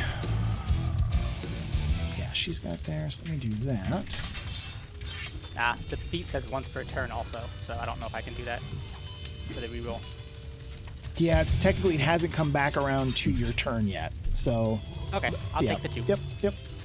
But the 9 damage as she flies away, the rose rapier lashes out, scoring a piercing hit along her thigh as she looks back, recognizing that you may be more dangerous than she initially assessed, having focused in on what she clearly believes is one of the forces for good in this party. That's going to bring us back to Ola. So you're still restrained, but you have the choice of trying to break yourself out if you want, or you can continue to cast spells. What would you like to do? I'm Fuck this debating. campaign. Fuck this campaign. Exit stage left. And our hero, having re-disposed of the monster,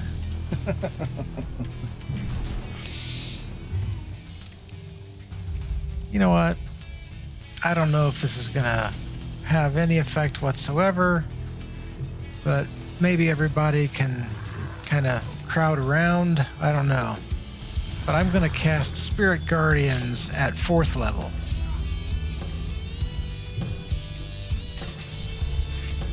I like this spell when it doesn't hit me. Yeah, and it won't hit you now. No, first impressions, man. First impressions. Wow, I can't see anything.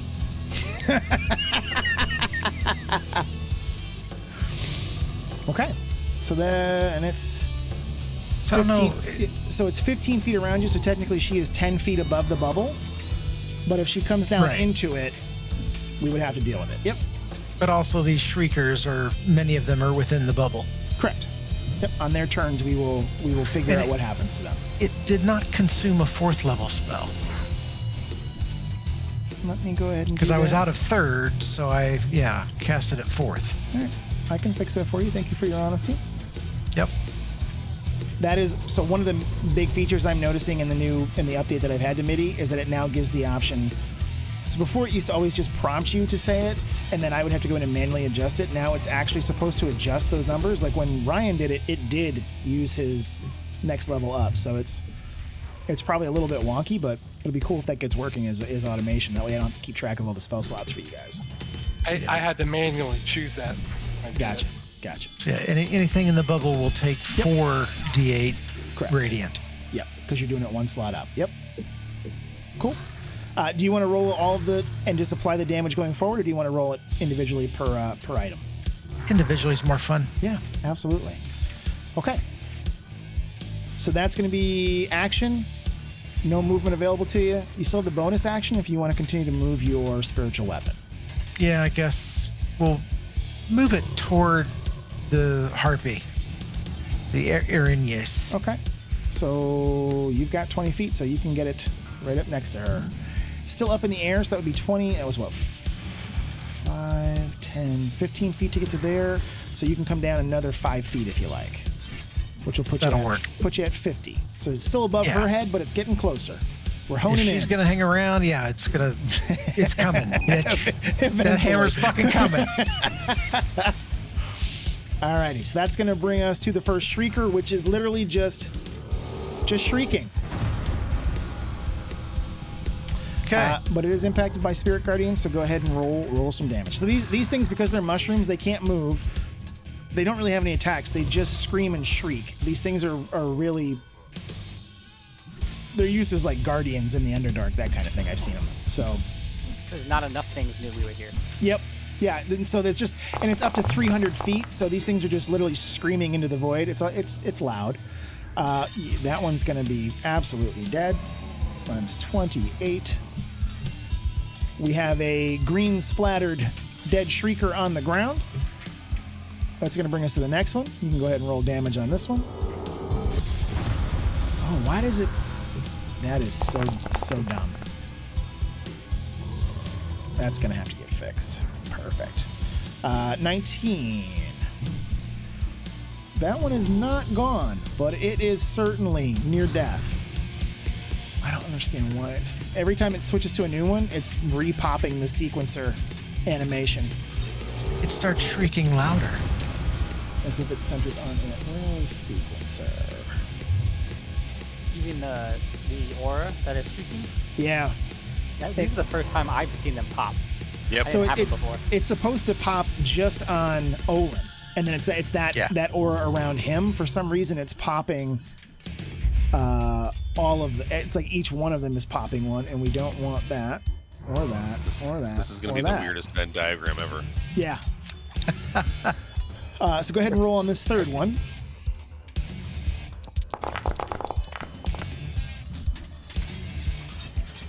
This one is turned into a puddle of goo as your little golden rams, as they go galloping around you, take out another one of the shriekers.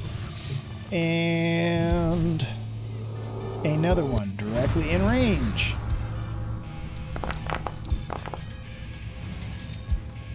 And 21 is going to turn this one into a puddle of spores and goo. The tentacles that were growing up around it also falling dead, flapping back against the ground as it is turned into putty. That's going to bring us to Moon. I'm going to continue, since she flew back up, with the attack the rope strategy. Okay. I'm also going to presume I can't sneak attack a rope, right? Correct. Or the shot. Okay. It's an inanimate object. Yeah, there's that inspiration that's happening right now. I am not stabbing Olin for this.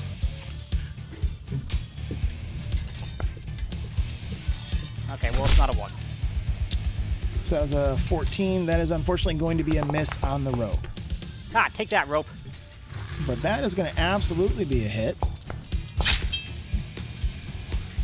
That's not right. That's not right. So 2d4 with minimum of 4 means it does its 8.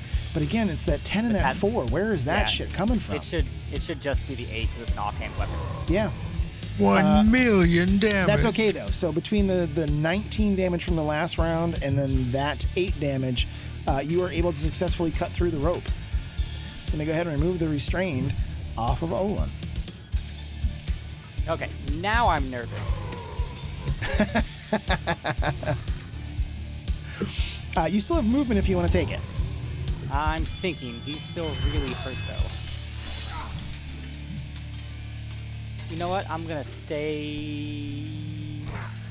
Yeah, I'm gonna stay here. Flanking. All right.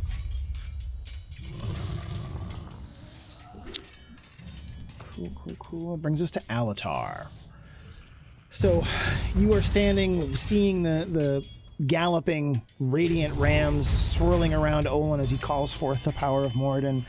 Moon moving forward, taking multiple strikes again at this magical rope, cutting through it, watching the blue sparks coming off of the severed end as it falls off of Olin, freeing his arms and allowing him full movement again.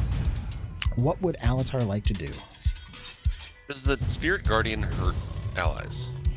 Not if Olin chooses you as a friend. Okay. So when he I casts it, chose he gets everybody to as my all my friends as friends is what I chose. All my friends are friends.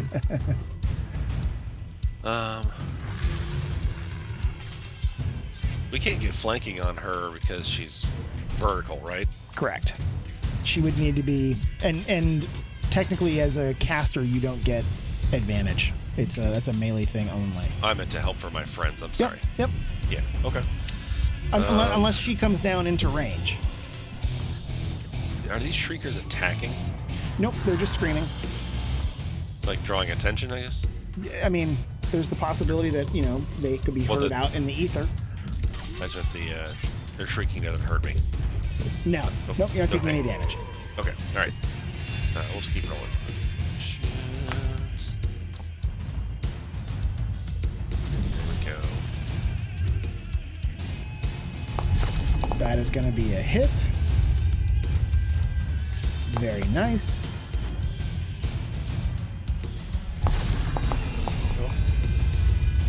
And again. So as you unleash 2 of your Eldritch Blasts, they go flying up over Olin's head, slamming into the Erinyes about 25 feet up in the air, knocking her back a little bit. As she slowly licks the blood off of the blade, and looks at Alatar. Anything else? I saw you moved. Anything else? Any bonus action? No, sir. Good. All right, it's going to bring us to Lulu. Lulu is going to come back over here and she'll come down her 10 feet to take a shot with her tusks. Oh, that is not Everybody inspiration, including Lulu, right? No, she didn't know anything about this campaign. Remember, she has no memories. So she hits herself. Maximum damage on what she could do with her tusks, which is... What are the tusks? They are 1d6, so she's going to take 6 damage. Lulu gored herself to death. Yep, Lulu gores herself, cries out, and goes back up into the air. That's going to bring us to this Barb Devil, who is inside. So if you want to go ahead and roll the radiant damage on him. Looking the wrong thing. 17. He is not. Okay. So he.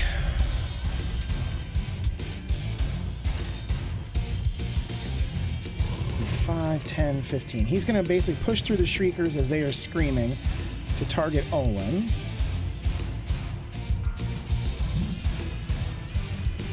And he should prompt for concentration checks, I believe. The first one misses, then with his tail.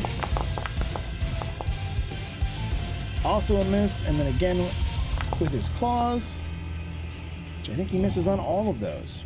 So he is trying to pepper Olin from behind to pull his concentration away from this spell. That's not working now. That brings us to a Shrieker here. Go ahead and roll some damage against this one.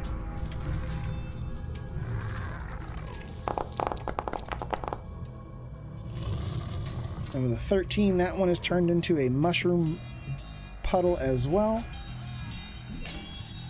This one is just on the outskirts.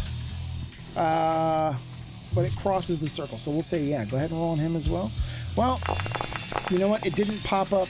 The auto-targeting did not target him for some reason. So it might just be just outside of your 15-foot or 10-foot radius, whatever it is. Fair enough. But it's just going to keep screaming. It doesn't do anything else on its turn. This one, oh, let me back up one. Jump too far. That one is well within your circle. Do you want me to just use the 17 against it? Because that will turn it into... It's fun to roll. or 22. We'll turn it into a puddle of mushroom soup. That then brings us back to Audrey. So you have this bloodied Barb Devil in front of you that was taking horrific slices out of your hide as you were trying to get away from the Shriekers that you're being called forth. What would Audrey like to do?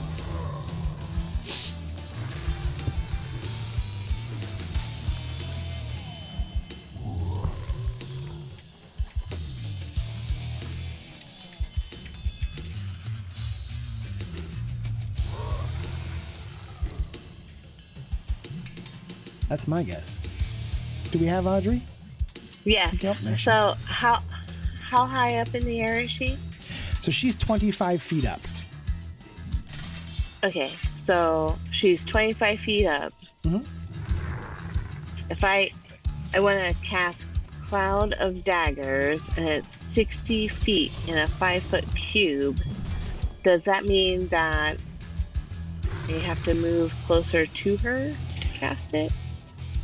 25, 15. So I'm 40 feet away. I should be able to cast it from there, right? I believe so, because Cloud of Daggers has... Yeah, so 60 feet. So you're close enough to cast that, like, right on top of her if you want to. Okay, that's my goal. Okay. If you want, go ahead and cast it. It should let you place a template. You can place it right on top of her or right next to her if you want. So go ahead. It shreds her wings and she falls. Put it in her butt.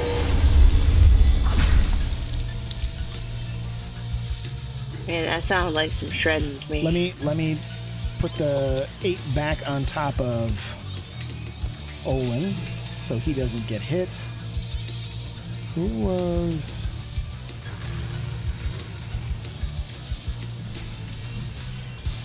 Yeah, I think it was trying to take life off of it was trying to take life off the spiritual weapon, which it can't. So let me just... Yeah, we're good there. So let's say... We'll say that... So did you put that, like, right at the 25 feet where she is at? Or is it 30 feet, like, where exactly did you want... So 25 right on feet. top of her. Okay. Cool. And then for my bonus action, I'm going to cast Healing Word on myself. And do that because it's actually... The Cloud of Daggers is at the beginning of their turn. So even though you rolled on that, I will have you re-roll the damage. Or if you want, you can stick with the 8. It's up to you. I'll give you the same option that I give to Olin with his Spiritual Gardens. Cloud of Daggers impacts at the beginning of their turn. So either when they enter it for the first time or at the start of their turn. So we'll apply her damage when it gets back to the Erinyes. But we can do the 8 or you can re-roll. If you target yourself, you should be able to cast the Healing Word. Okay.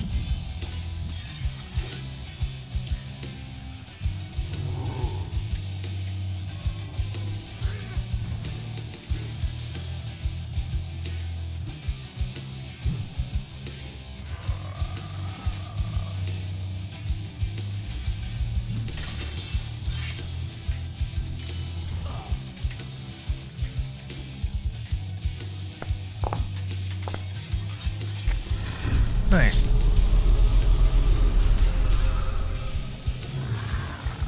Whew. Thank you. Did it apply the 6? I wasn't paying attention. No, it there. did not. I was going to say, I don't think it did. 12 months, it acted like it was... I'm still at 12. Yep. Started out at 12. Plus 6. There we go. Thank you. A little bit better. From near death to bloodied. Okay, that's going to bring us to this Shrieker, which it's saying is just outside of reach, so it's shrieking. But this one is well inside the boundary.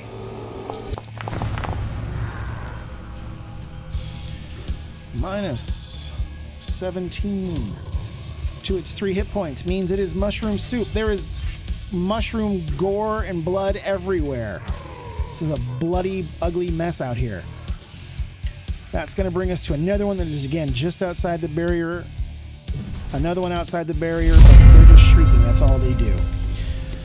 That brings us back to the Barbed Devil. It is going to turn and target...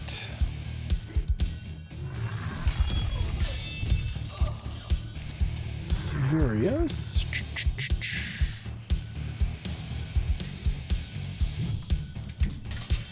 Take a swipe with his claws, which will be a hit. That's going to be a test of Severius' concentration. With a success, cool. So you keep up your protection spell. Tail attack is going to be a miss. And then one more set with the claws. Should also be a miss. Are those disadvantage?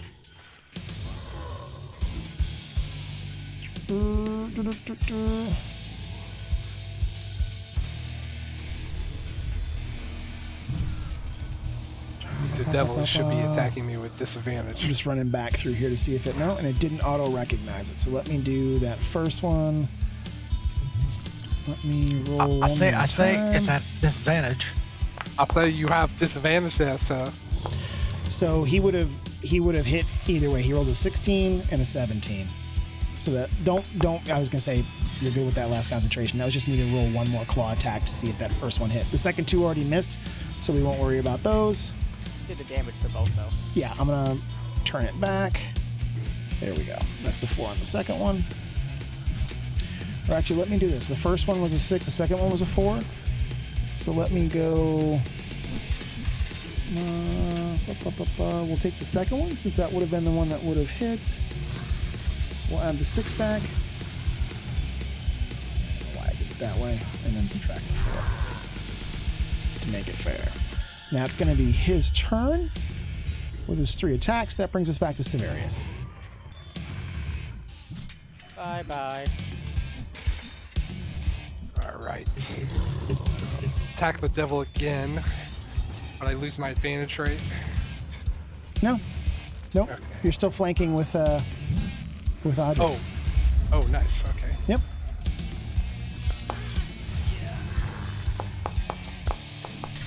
Yep, I still got the flanking on you, so it should. Yep, it's applying automatically. There's 18 damage. As that's a nice. And how many I got left? I'll do another Divine Smite at 2nd level. Okay.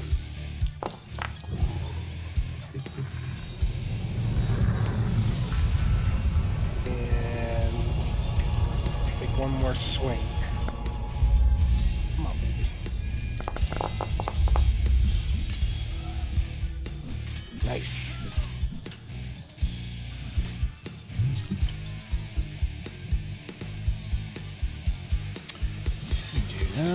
Okay. So as you do your Divine Smite and your additional attacks, the Barb Devil in front of you lets out a scream as he suddenly kind of melts down into the ground. Devil blood blasted all over the ground and all over your and Audrey's armor as your skull flail cruelly cuts through its barbed flesh. It is down for the count. That is one down. So you technically still have movement if you would like to use it. Sure. And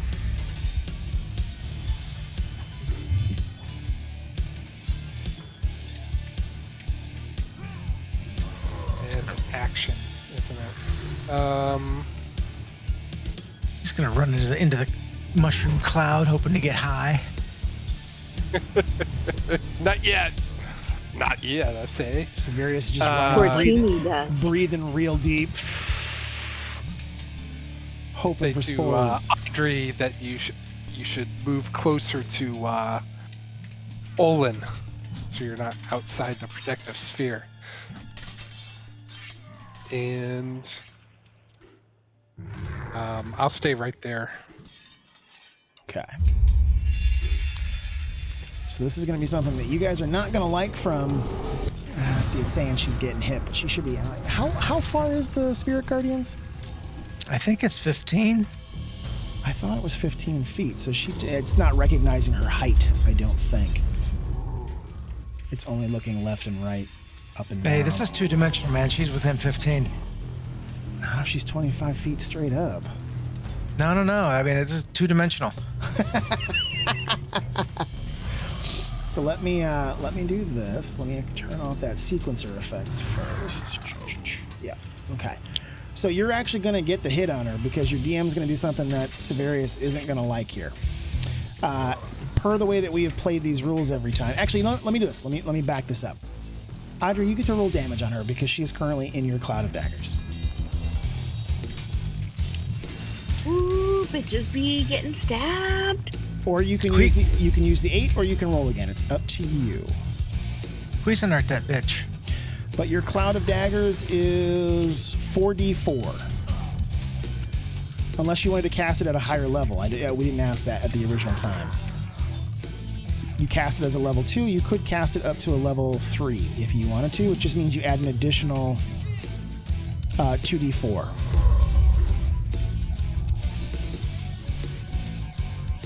So at its base, it's 4d4. If you cast it at a level 3 instead, it would have been 6d4. So how am I casting it? You just do a 64 in the roll window at the bottom right. Just hit the D4 either 4 times if you did it at level 2 or 6 times if you want to do it at level 3. Just tell me which, because I'll need to change your spell level. So you're doing it as a level 3. Gotcha. Yes. So let me add a spell level back here for you. Oh, So you're still 2 of 3 on that. And then let me remove. I just did that backwards. Excuse me. That was 1. You're still 3 there. You're 2 here. There we go. Hopefully I just got that right. So that's 13 damage from your cloud of daggers. Let me go ahead and do the minus 13 on Erinyes. Because there's no saving throw on that. She's good. Okay, so she's going to take that damage. From 25 feet up, what you are going to see is that the Erinyes is going to fly over your heads to here. She is going to dart down to the ground and pick up her longbow, because rules as we play them, when you swap weapons, you drop what you had to the ground. Severius switched to his skull flail, which means her longbow is sitting here. So she's going to have to take the radiant damage as she comes in. So if you want to roll on that, we can do so. Nice roll. So that's going to be a minus 23. She's got her longbow, and she is going to go straight back up in the air, which means that both Olin and Moon can try and take shots at her if you would like to. Let me think. Yes. Hang on 1 second there. That would not be a hit with a 20. She just added +4 with that parry, so that is actually not going to count. She used a parry as a reaction. That's annoying. Which adds 4 to her armor class, so that would not have been a hit. That's max damage, too. Yeah, she can't use the on the second one, so you were absolutely going to get to make that hit. So that's opportunity attacks. She is going to go... So that was 10... 35 to come back, to come down. Cool. All right, so she's going to go... Yeah, I'm good. Never mind. So she is only 10 feet up, so technically at the beginning of her next turn, she is still going to be within the Spiritual Guardians to be able to go that far. Do we want to do that? Before she goes back up, however, let's do this. So one action is going to be her free action of picking up the bow, because she... So that means she drops her longsword, right? Based on the rules you said? Correct. So she's got... So... Yes. So she's going to drop her longsword, grabbing the bow. How do I want to have her do this? Because she's technically got the longsword in one hand, and she's got the remain of the rope in the other. She's going to drop the secondary. She's going to drop the rope, because the rope is no good anymore, because you destroyed it. So she's going to drop the rope and grab the bow, and then she's going to do 3 attacks on you. How? Her other hand's full. Or with the longsword, you mean? Yep. Because it's Okay, either... Because you can do it one as a... It's a... Yeah. Let me just make sure I'm doing this as a one-handed weapon here real quick. This is why I was nervous. I think I made her mad. You did cut her favorite rope. Yeah. So it should be 1d8 instead of 1d10. So she is going to do that, which is going to be a miss. Number 2.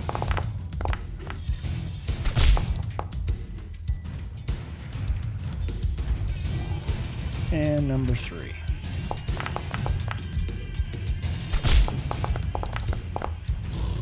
So she takes a couple of hard swipes, and then she's going to go back up to 10 feet.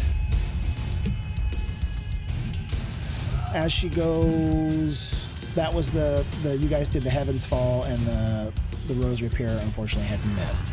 So that should finish the turn for her. She's going to be inside of those Spiritual Gardens on the next one, so. Which brings us to Olin.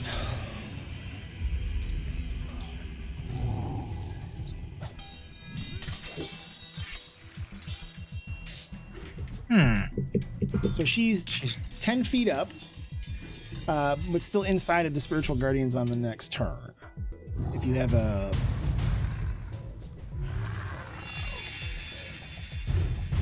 You still have your light crossbow, but that means you have to drop Heaven's Fall, or swap hands anyway. Or if you've got another spell that doesn't require concentration. Yeah, I could Sacred Flamer. You certainly can, sir.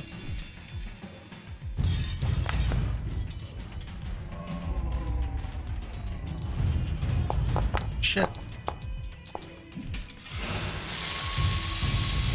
Fortunately, she succeeds with no damage. And bonus action, spiritual weapon's still gonna try to move. Well, actually, it's gonna move toward the dipshit, the other creature to my right. So you've got 30 feet, so it'd be 10 to get over there, and you can come down another 20 if you like. That'll work. Let me do here. So you're going to be 30 feet up, which actually might not be so bad. You might be able to move toward her in the next one as well. That's going to bring us to the Shrieker that's already dead. Oh, why is it?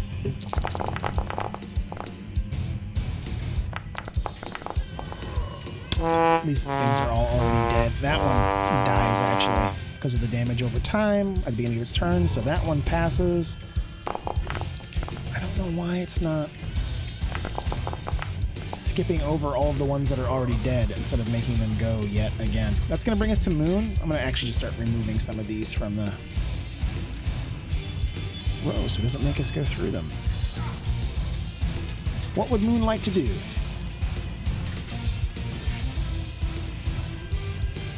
Okay. I'm going to explain to you my idea, and you're going to tell me why it doesn't work. Let's get inventive. What's going on? So I am going to try to make a case for acrobatics to parkour off the Barb Devil up to her.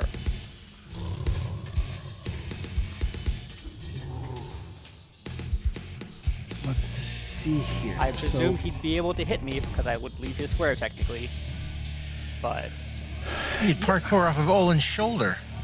I could do that too. That works too. Also, yes. So I'm trying to think of He'd how, still hit me, but yeah. how would we want to do this? Because I'm figuring parkour is more acrobatic than athletic. So I'm hoping you'll be awesome and let me pull this off. Rule of cool. Let's see here. That's what I'm going for.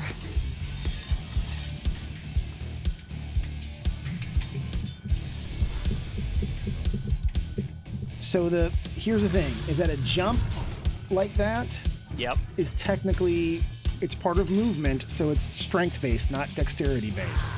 I was hoping that I could convince the parkour word. The flips and kicks and all that craziness. And I think we'd also have to do it as contested, because it's not just going to want to let you jump off of it. You made a good point of do this off of Olin instead, but... But I mean, Yeah. he uses his tail as a rudder. Yeah, it helps him. Or technically I could use Alatar's shield behind me, but theoretically. So I would have you do it as a strength-based jump, because it is a movement action to try to close the distance to the Erinyes. I would also have it be contested, because the Barb Devil would not let you do it without just allowing it to go. If you choose to do it off of Olin, I'm going to have Olin roll a concentration check to see if he's able to keep Spirit Guardians up. And if I do it off of Alatar's shield?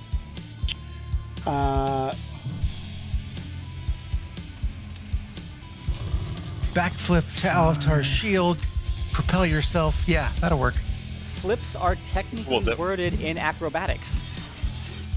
Yeah, but jumps are not. And technically, I know. You're trying to jump on top of his shield and then jump through the air, because it's movement. You're not flipping. I know. If you do a flip in one space, I would say yeah, but you're trying to cover multiple. So here's the problem that I have, is that you have 30 feet of movement. You would. I can feline agility this too if you want me to, if it solves that problem. Which would give me 60. So I'm trying to figure that would be 5.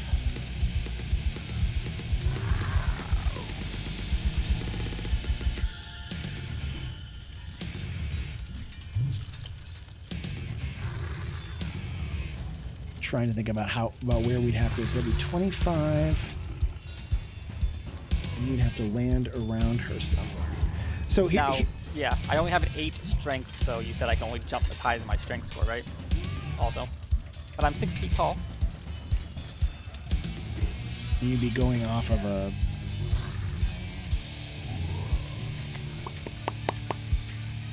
Yeah, you can technically jump 8. I'm trying to think of how I would. I mean, if you're gonna make me do the athletics so anyway, which makes I'm- sense, I can just jump straight up. Well, also. and yes, what I'm trying to figure out is if you were jumping up enough to hit somebody 10 feet up, you're technically also then moving out of your 5-foot space, which means that the Oh, yeah. He'd Barb hit me. Devil gets an 100%. attack of opportunity.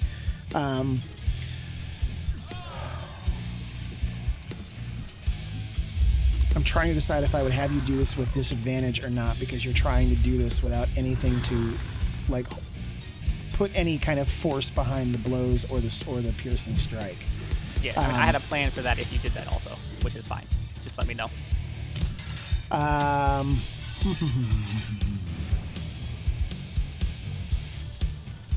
I was just angling for the rule of cool. Yeah, I'm just trying to think about how we would do the movement, and if you want to try to do it, we can certainly do so. I would have.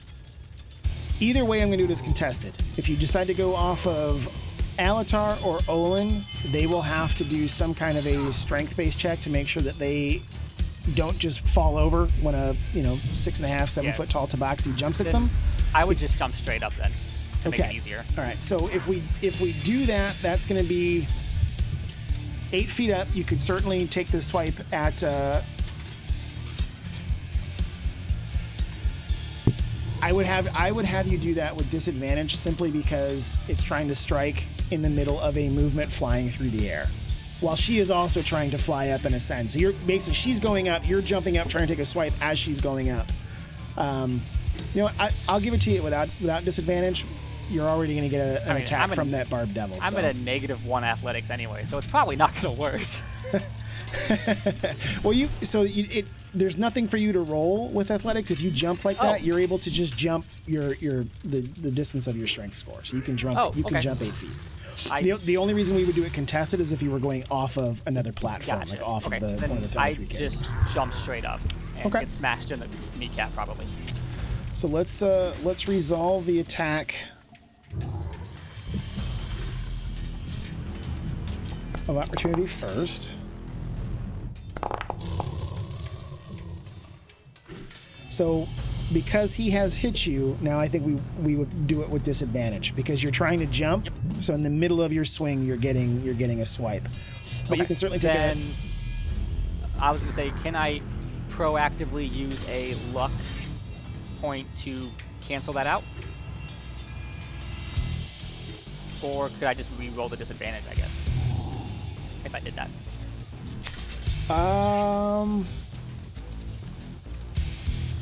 I figure lucky basically makes my attack an advantage,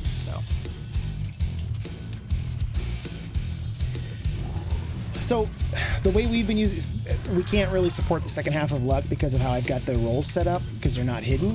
well, I'm not trying to use it against him. You're trying to use it against her in terms of your attack because you're rolling with disadvantage. Yes. I would have you, if you want to proactively use it before we see the roll of the die, I would allow that.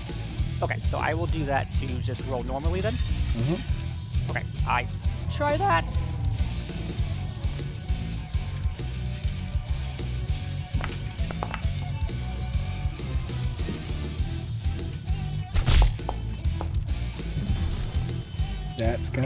That would be a hit even with her parry. 26 Since is. I'm soloing around her, technically that's sneak attack? Your call on that one though. Yeah, I would say no on that. Just be, well, I don't want to take away from you on your turn. Let me just see here. Technically. Now I'm going for rules as written.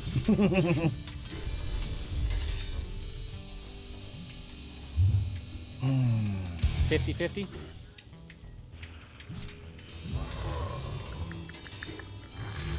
You know what? I will allow it. I will allow it. just because it happens kind of automatically. Yeah, it's a junkie roll anyway. That's all right. Still, damage is damage. You guys are whittling her down. But I will say that with the jump, the opportunity attack, and all of that, that I would not allow a secondary attack on the target because she's trying to fly. Yeah. Nope. Yep. Would you allow a secondary attack on the other guy? Did you phrase it like that? I would say no, just because it's going to be the landing and trying to recover yourself as you know you just got hit, but we're able to kind of sneak out a stab before coming back down to the ground. That's fair. I just since you wooded, I had to ask. Nope. And then how much more movement do I have? So you've technically only moved, we'll say 10 feet. Well, it's 8 feet up, 8 feet back down. So technically, we'll say you've moved 15 just to round it down. So you've got 15 feet left to you. Unless you use your feline agility, then you could move more. Yeah, I'll just flank this guy with Owen. Okay. And then rub my knee because it really hurts. That's going to bring us to Alatar. Alright, we're getting there. He's almost dead. Take that bird bitch out. Goes your inspiration right there. Yep. Cross it off. Hang on uno segundo, my friend. Because that is going to require... A hefty do-over. Alatar. And I need you to roll... Roll it back. He's canceling it out. Or are you going to do the inspiration, or...? Yes. Okay. Inspiration. Okay, gotcha. Yep, absolutely. Go ahead and roll it again. Motherfucker! Come on. Holy shit. Okay, so let me do this anyway. Grab Alatar, grab his Deja token. vu. That's just... Critical fails. My head just hit the desk. So let's have you roll a Constitution check.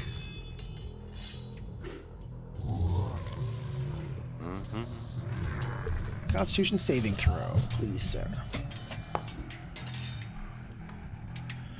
And that passes, so you do not lose any speed for the remainder of the turn. Okay. All right. We'll And you try still the have other one. and you still have your secondary Eldritch Blast if you would like. Yes, sir. Can we roll 3 ones in a row?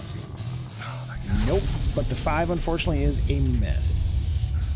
The dice are not your friend tonight. No, Gotta- 50-50. Yeah. 50-50.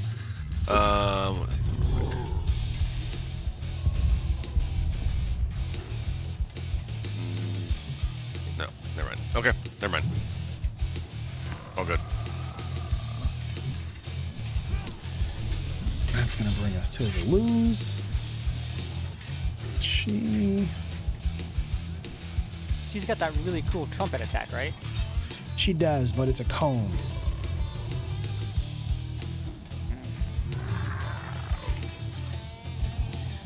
So she could go down next to the thorn beast and kind of angle it up so that the cone hits the both of them, but neither of us on each side.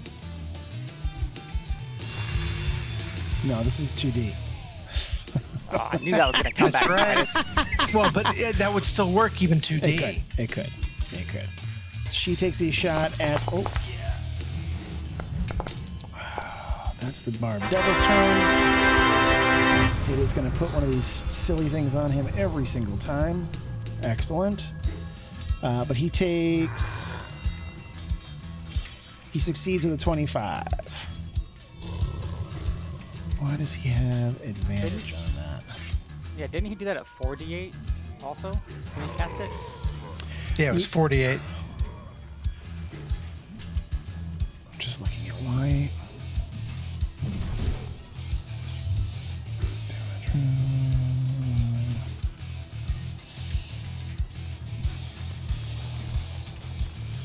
I'm not sure why it decided to roll.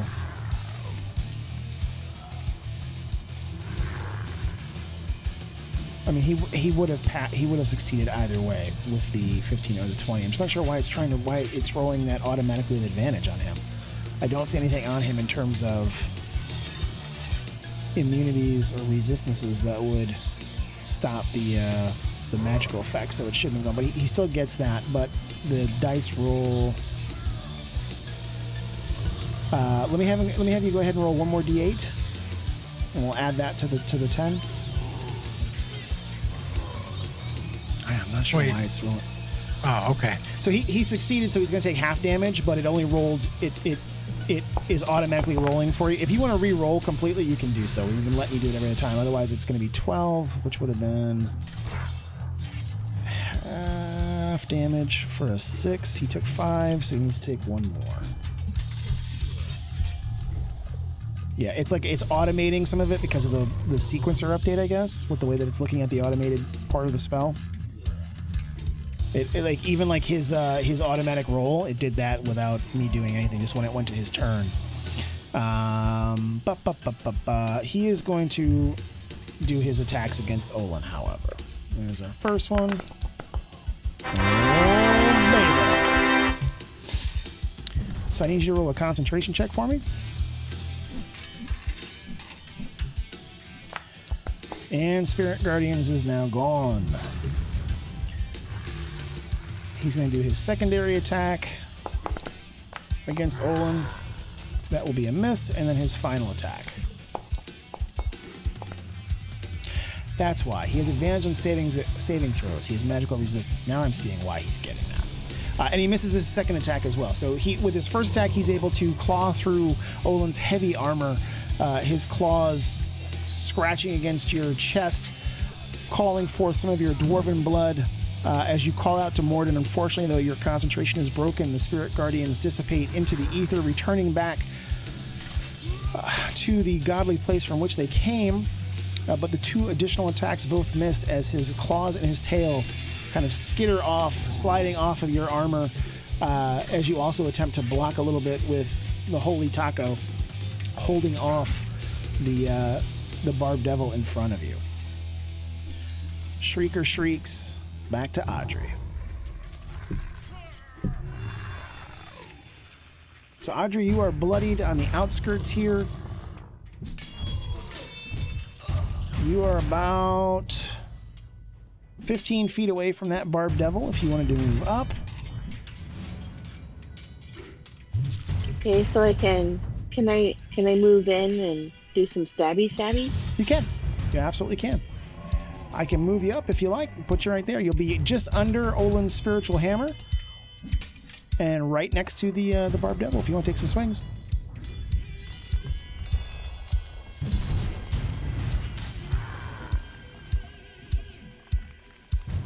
We're gonna go with old school rapier. I'm gonna rapey this bitch.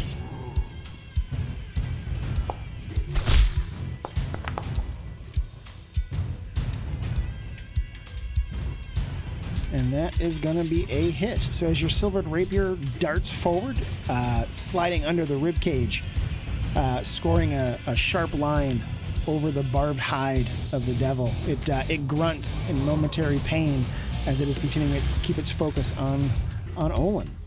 Any bonus action? I'm gonna do another healing word. But let me see if I still have enough to be able to do it. Yep, you've got one more. Or you can cast it at a higher level if you want to. You still have 3 level 2 spell slots, and you've got 2 level 3. Every time you cast it up a level, I'll do the level 3. Okay. When you cast it should ask you what level you want to cast it at. So if you target yourself,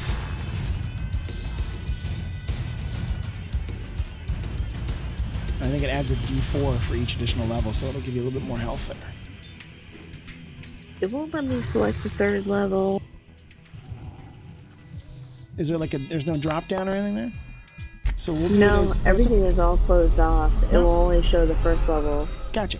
So go ahead and just roll one more D4 manually, and we'll add that. And I'll add both to you. Yeah, it's not automatically applying it either. Something's going on with her healing word there. So there's your first 4. I'll add that. If you roll another D4, we'll add that as well.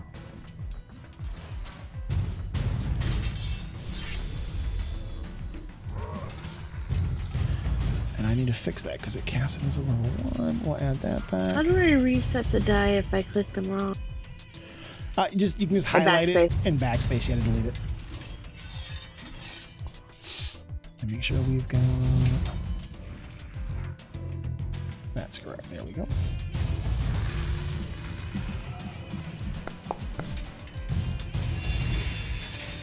And another 3. Plus 3. There you go. So 7 hit points back. Still bloodied, but much closer to 50% than we were just a little while ago.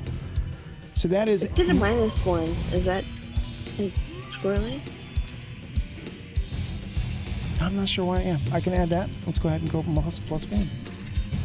There we go. Thank you. Yep. That is going to bring us to Shriekers who are going to shriek. You guys continue to hear them scream, echoing through the ether. That's going to bring us back to Severius.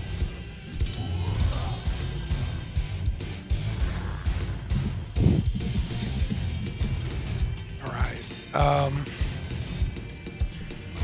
And just for shits and giggles here, Olin, I'm just going to move your hammer over one space just so I can see it a little bit better. Okay. Yeah, that'll make it a little bit easier. There we go. So what would Severius like to do?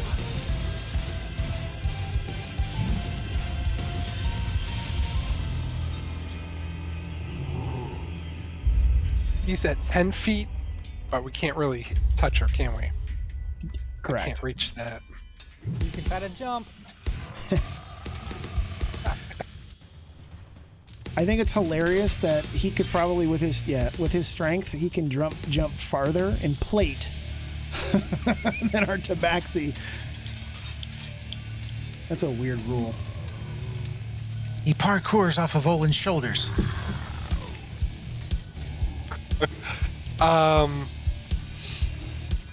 So to jump, I have to roll athletics check. No, so it's really, you're just allowed to jump your. Let me go back over here real quick. So I can understand I the was cat looking person jumping Yeah, high. I was looking at the rules for long jump. Let me find the rule high jump. It's you can leap into the air a number of feet equal to 3 plus your strength modifier. If you move at least 10 feet before the jump. Yeah, so technically I should not have allowed. Too late. Too late. Yeah. Should not have been able to jump straight up like that. So it's 3 No plus your retconning. strength modifier. So you could jump 7 feet up into the air. You got Is that this. enough? Is that enough to hit her, I guess? I would say no. So she's technically 10 feet up in that 5-foot bubble. I mean, you know what? If you want to try and so I will hold you to the same restrictions that I did with Moon. If you're going to make the jump, you're not going to get your extra attack. Just because it's such an odd way to try to swing, and if you do jump like that, we're going to give the Barbed Devil an opportunity attack on you. Gotcha. Hasn't he already used his reaction? Yeah. We're not back around to him on this round. You're right.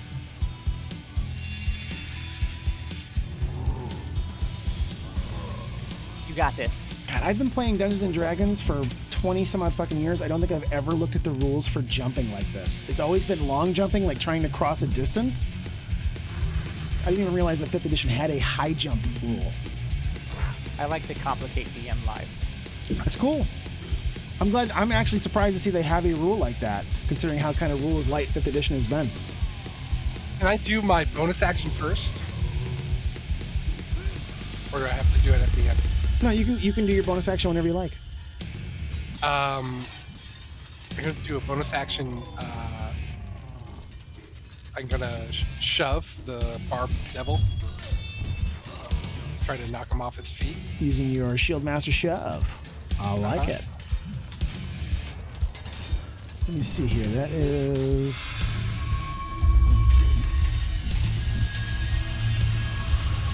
So it's contested strength against strength or athletics against strength.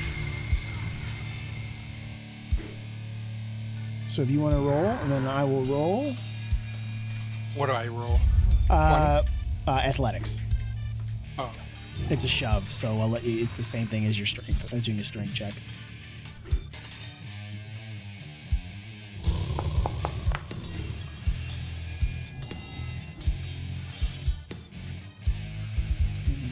here.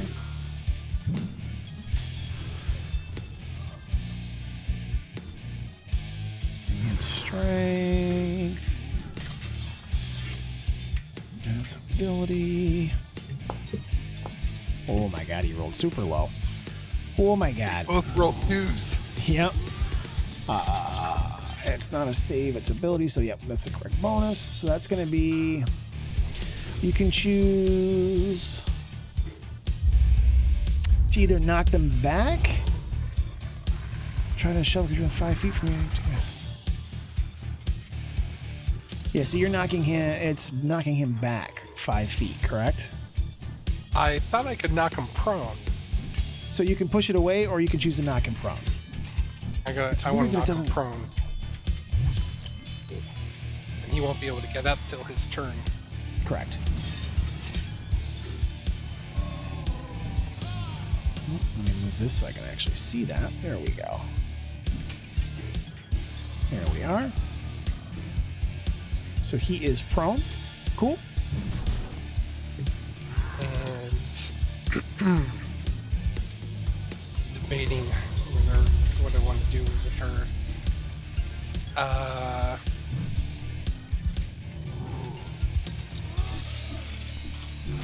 Yeah. Okay. So I can or cannot hit her, or if I jump, I can possibly hit her. Yeah, if you jump, you can take one swipe at her. And no disadvantage or anything like that.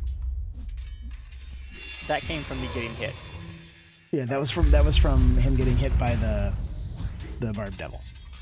Okay. All right, let's try it.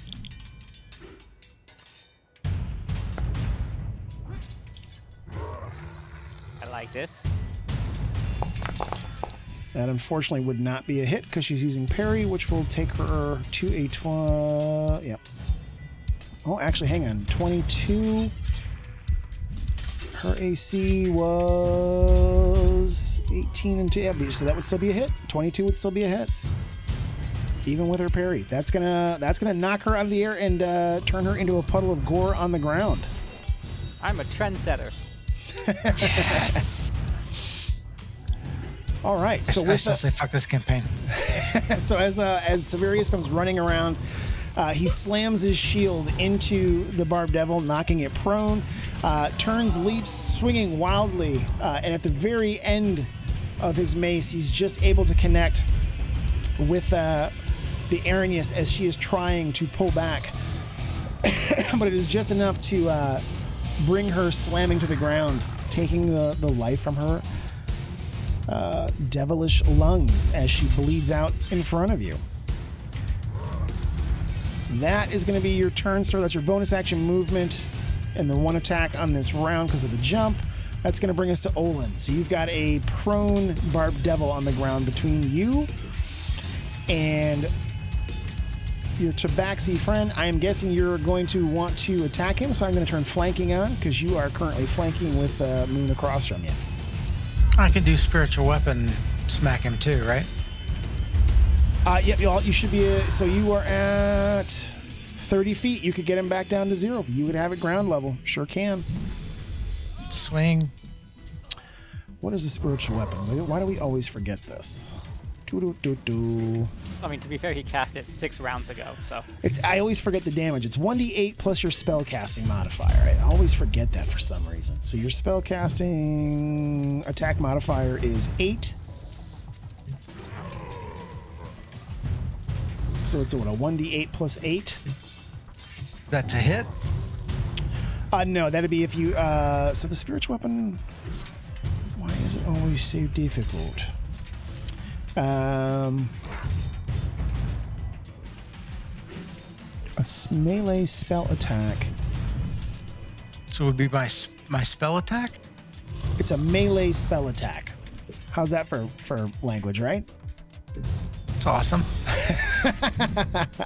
So if you've got him targeted, I do. click on Spiritual weapon? Yeah, let's see what happens. The D20 next to the spiritual weapon? Yeah, let's try that. Okay, and I'm not going to consume the spell slot. Correct. because it's just the attack. We've already used it to get it out. And it's going to roll with advantage because this guy is prone, so that is good. Yeah, it worked. So you're able to hit. I'm not quite sure what just happened there. I saw red. Holy fuck. Holy fuckaroli. What just happened? Let me delete that. Something with that macro clearly isn't working correctly, but that's all right. It applied the damage, it attacked, and it did it with advantage. Well, no, it didn't. It did it with... That's disadvantage. Yeah, and it definitely should not. Still hit?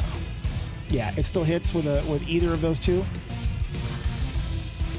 Man, whatever's going on with these updates, it is doing some wonky shit with the dice rolls. All right. So, that's my bonus action. Action is going to be to swipe at him with Heaven's Fall. I want to see if it does yours with advantage or disadvantage on him. It should be doing it with advantage because he's down. Unless there's something wrong with the macro, I can check it. What's the advantage key again? It should do it automatically because I've got you set as flanking. So if you just click and roll normally, you shouldn't have to do that's another thing. The keyboard commands are not working correctly because they're. Let me see if it does. So it did it correctly with advantage. Thank God for the advantage. And that's a critical hit. Let me make sure this applies it correctly. So 16, correct. Plus the thunder damage, which maximizes, which is 16. So that's correct for 32. And then it added +4, +2. So it should be adding... the booming blade. Yes. So your booming blade does the... But you can't use Booming Blade because you already used the bonus action, right? No, so Booming Blade, it's not a bonus, it's a cantrip. So he can basically cast that on every single attack. I've got it set up to automatically do it. That's where that thunder damage came from. It's basically the booming blade is the attack, not the Heaven's Fall. You've got it. So it's doing the 16 from Heaven's Fall, 16 of the booming blade, which is the 32. I'm just trying to figure out what that 4 and 2 is, because it should be 2 from... It should be 1, because Heaven's Fall is a +1 weapon. And it should be 2 from your strength. So technically it should have been 3, and instead it's doing 6. So I've just got to add 3 back to him. I don't know why it's doubling everything. But because we're good. Crit. Yeah. Yep. But well, no. It doesn't double a +1 to weapon damage. Because it's 2D. It's so weird that it's doing that. Even like modifiers, it's just that's a new one. And what's funny is when we played like almost a month ago, whenever we played, it wasn't doubling any of the additional stuff that it should. It was only doubling like the initial strike. So it's like whatever update they rolled, it fixed some of it, but now everything is doubling. Still, it's hard. A 35 is a hellacious hit from your mighty warhammer.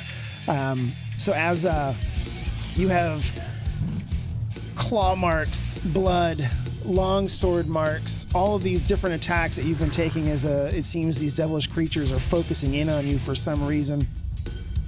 Having lost the connection to Morden temporarily, your spirit guardians slipping back off into the ether, you turn, finding this barbed devil on the ground in front of you, having been knocked down by Severius as he rushed into the fray. Your spiritual hammer comes swirling down out of the clouds, slamming into the barbed devil from one side as you viciously strike with Heaven's Fall from in front. Severius, Moon, Audrey, and Lulu almost all take a step back as the booming thunder crashes out away from the barbed devil as your booming blade strikes down heavily. It is bloodied and close to being near death, but not completely down, even though it is still prone on the ground. Anything else from Olin this turn? I think he's cashed out. All right, that's going to bring us to Moon, who I am guessing is also going to need flanking on this guy. Yeah, I mean, he's prone.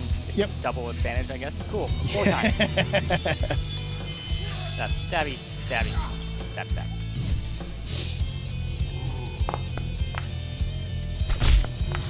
That 20 will absolutely hit. Along with some sneak attack damage. Ooh-wee, rolling heavy on those D6. Very nice. The Barb Devil is absolutely near death. Really? No what? Nope, luck. Nope, and nope. I recall having done that before. You, sir, will be down to 0 luck points with this because you proactively use one, and that will be your last one until your next long rest. After that, I don't care. Andrew likes to use his luck and his inspirations. He is not stingy about them. That was another one. Thank God it doesn't count there. The 4, it's still a miss, but you're not taking anything off of the roll table. Yep, I probably would have killed myself. Holy crap! 3 ones. That's insane. Yeah, that claw from my knee gave out. My knee gave out in a second hit. I'm a bad knee. Any movement? Because he's prone, he won't be able to take a swipe at you if you back off. No, I'm gonna stay here. Why is that popping up? Let me do this. Okay, that is gonna bring us to Alatar. So in the middle of your friends here, why is it not? There we go. So we've got a Barb Devil near death on the ground. In between all of your friends here, what would you like to do? Not miss. I'm guessing we're going to see some Eldritch Blasts here. That is going to be a hit. So as Alatar steps around Severius, let me show you how to do this, big guy. With a curveball, just kind of like an underhanded softball throw. Slowest moving Eldritch Blast you've ever seen. I love the fact that you hit with disadvantage but couldn't hit regularly. That's how he rolls. Meant to be. With that, you have ended the life of the Barb Devil, its corpse falling coldly to the dark red dirt of the Avernus Plains. With that, ladies and gentlemen, we are out of combat. We hacked down the rest of the shriekers. Yes, close that.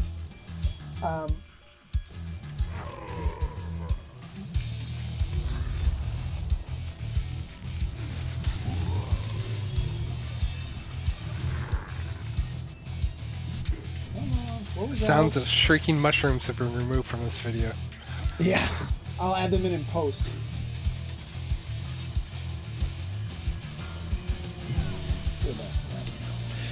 So with that, we're out of combat. We have defeated 3 very high-level devils.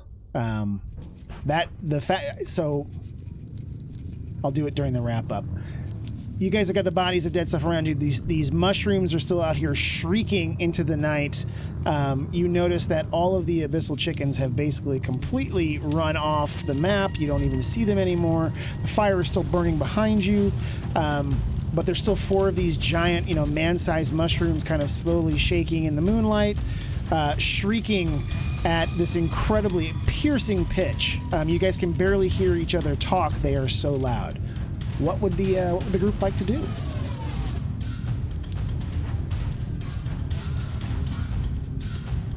I'd like to destroy the mushrooms. You can certainly do so.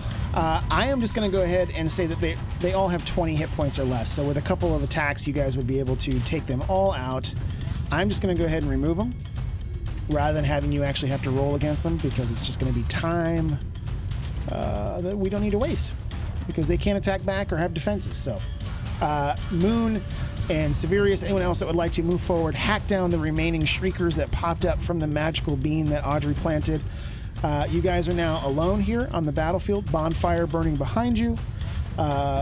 Wounded, some of you badly injured or bloodied.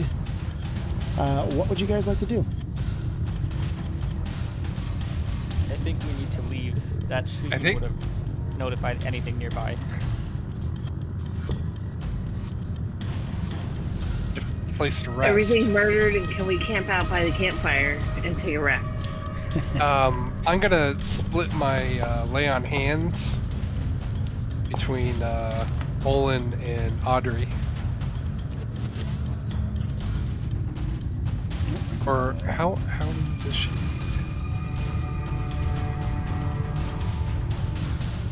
Yeah, I'm gonna give each of them. Oh, how about this moon? So, I mean, Moon We're all sorts of and messed up. yeah, Moon and Olin are both bloodied, where Audrey is badly injured. I can give- hit Moon with Healing Word. Yeah, if you guys want to cast spells, go ahead. I have to do the lay on hands manually because there's not a spell for that, and it comes down to how many points Various wants to split up. He's got 40 that he can spread around. Why don't you give it to Audrey? Altar, why don't you give it to Audrey, and then I'll split my lay on hands between Moon and Olin. Do you want to Okay. use them all plus Aw, so thank 20 Yeah. each? you. Yeah, all 20. Oh, why did that Or do all that? 40. There's plus I'll 20 sing you a nice bedtime story. to Moon. Let me go ahead and do plus 20 to Olin. And let Thank me put you. you at 0 of 40 until your next long rest, my friend. There we go. So now we've got badly injured, barely injured, badly injured, barely injured, barely injured. Everybody, and well, even Lulu is badly injured. Everybody with Snuffle Chops is down some hit points. Didn't Lulu do that to herself, though? She kind of did. You know, she's over here pouting. She doesn't feel very good about it. I go give her a hug.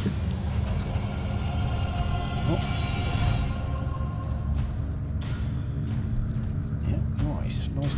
Okay. There we go. So as I mentioned, I kind of had a hard stop between 10 and 10:15. So let's wrap up for tonight, but let's advance our storyline a little bit. So my guess is that you guys are want to get. Let me ask you this: what do you guys want to do? Do you want to camp here? Do you want to get back in the war machines and just start jetting back toward Ralzala and the Demon Zapper? Now that you have the potion, what are we looking at? I need rest for healing and for spell slots. Oh, I Yep. think all of us do, but those shriekers were extremely loud. Maybe we drive just a little bit to get out of the immediate vicinity and then find a place to camp like a half hour away. Unless you want to risk it here. The search of bodies. Right, See if looting they is have important too. You certainly can. So I will just for the matter of expediency, you guys find that there are 4 soul coins on the corpse of the Erinyes. The Barbed Devils don't wear clothes or have pockets or anything like that. They're more like wild beasts. She also has a long sword and that longbow that she was carrying, but the magic artifact she had, the Rope of Entanglement, unfortunately has been destroyed. My bad. You know what? No, I'm good with it. But you guys have got 4 soul coins, and if you want to roll... I don't think I did yet, did I? I didn't. If you guys want to roll, everybody roll a d6. That is so odd. I don't know why it's...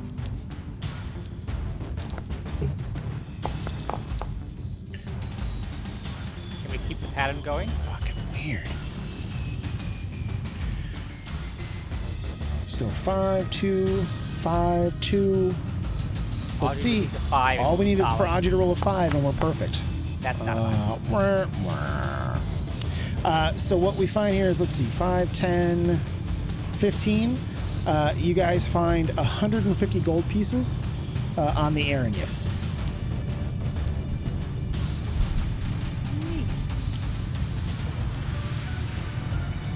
Cool. So was the consensus that you guys want to kind of get back on the road, find a place to rest up for the night? That sounds good to me. Safety for resting is Cool. the key. I'm gonna actually, let me do this. Let me just kind of here on the map a little bit, just so that we can kind of move you guys. Do you want to go north of the fire swamp, south of the fire swamp? Last time you guys went south, there was that. North. This was where you had that crazy car battle. That was fun. I vote north. Yeah, north. All right, so let's say Sure. you guys gonna go north and go around it. We're gonna put you there. You guys travel without any problems. If we want to take a full rest, we can, and I can advance the time 8 hours so that you guys can reset, and then we will continue on next time when we come back. We have had a number of crazy. Let me do 1, 2, 3, 4, 5, 6, 7, 8. So it'll be 6:48 in the morning the next time we play. I'll pause it there. So we're now into day 2.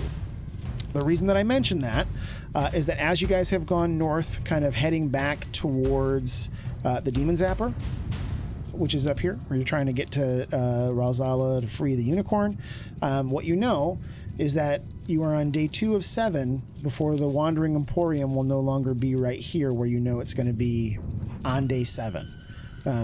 So if you're still interested in trying to get to that, I'm just letting you know so that we can try and time things around it, etc. The difficult part is that with this map, you really never know how far or how long travel will take. It's why the map kind of changes here and there. That's part of the weird continuity issues inside of the hells. But we will come back next time and figure out, do you guys want to continue?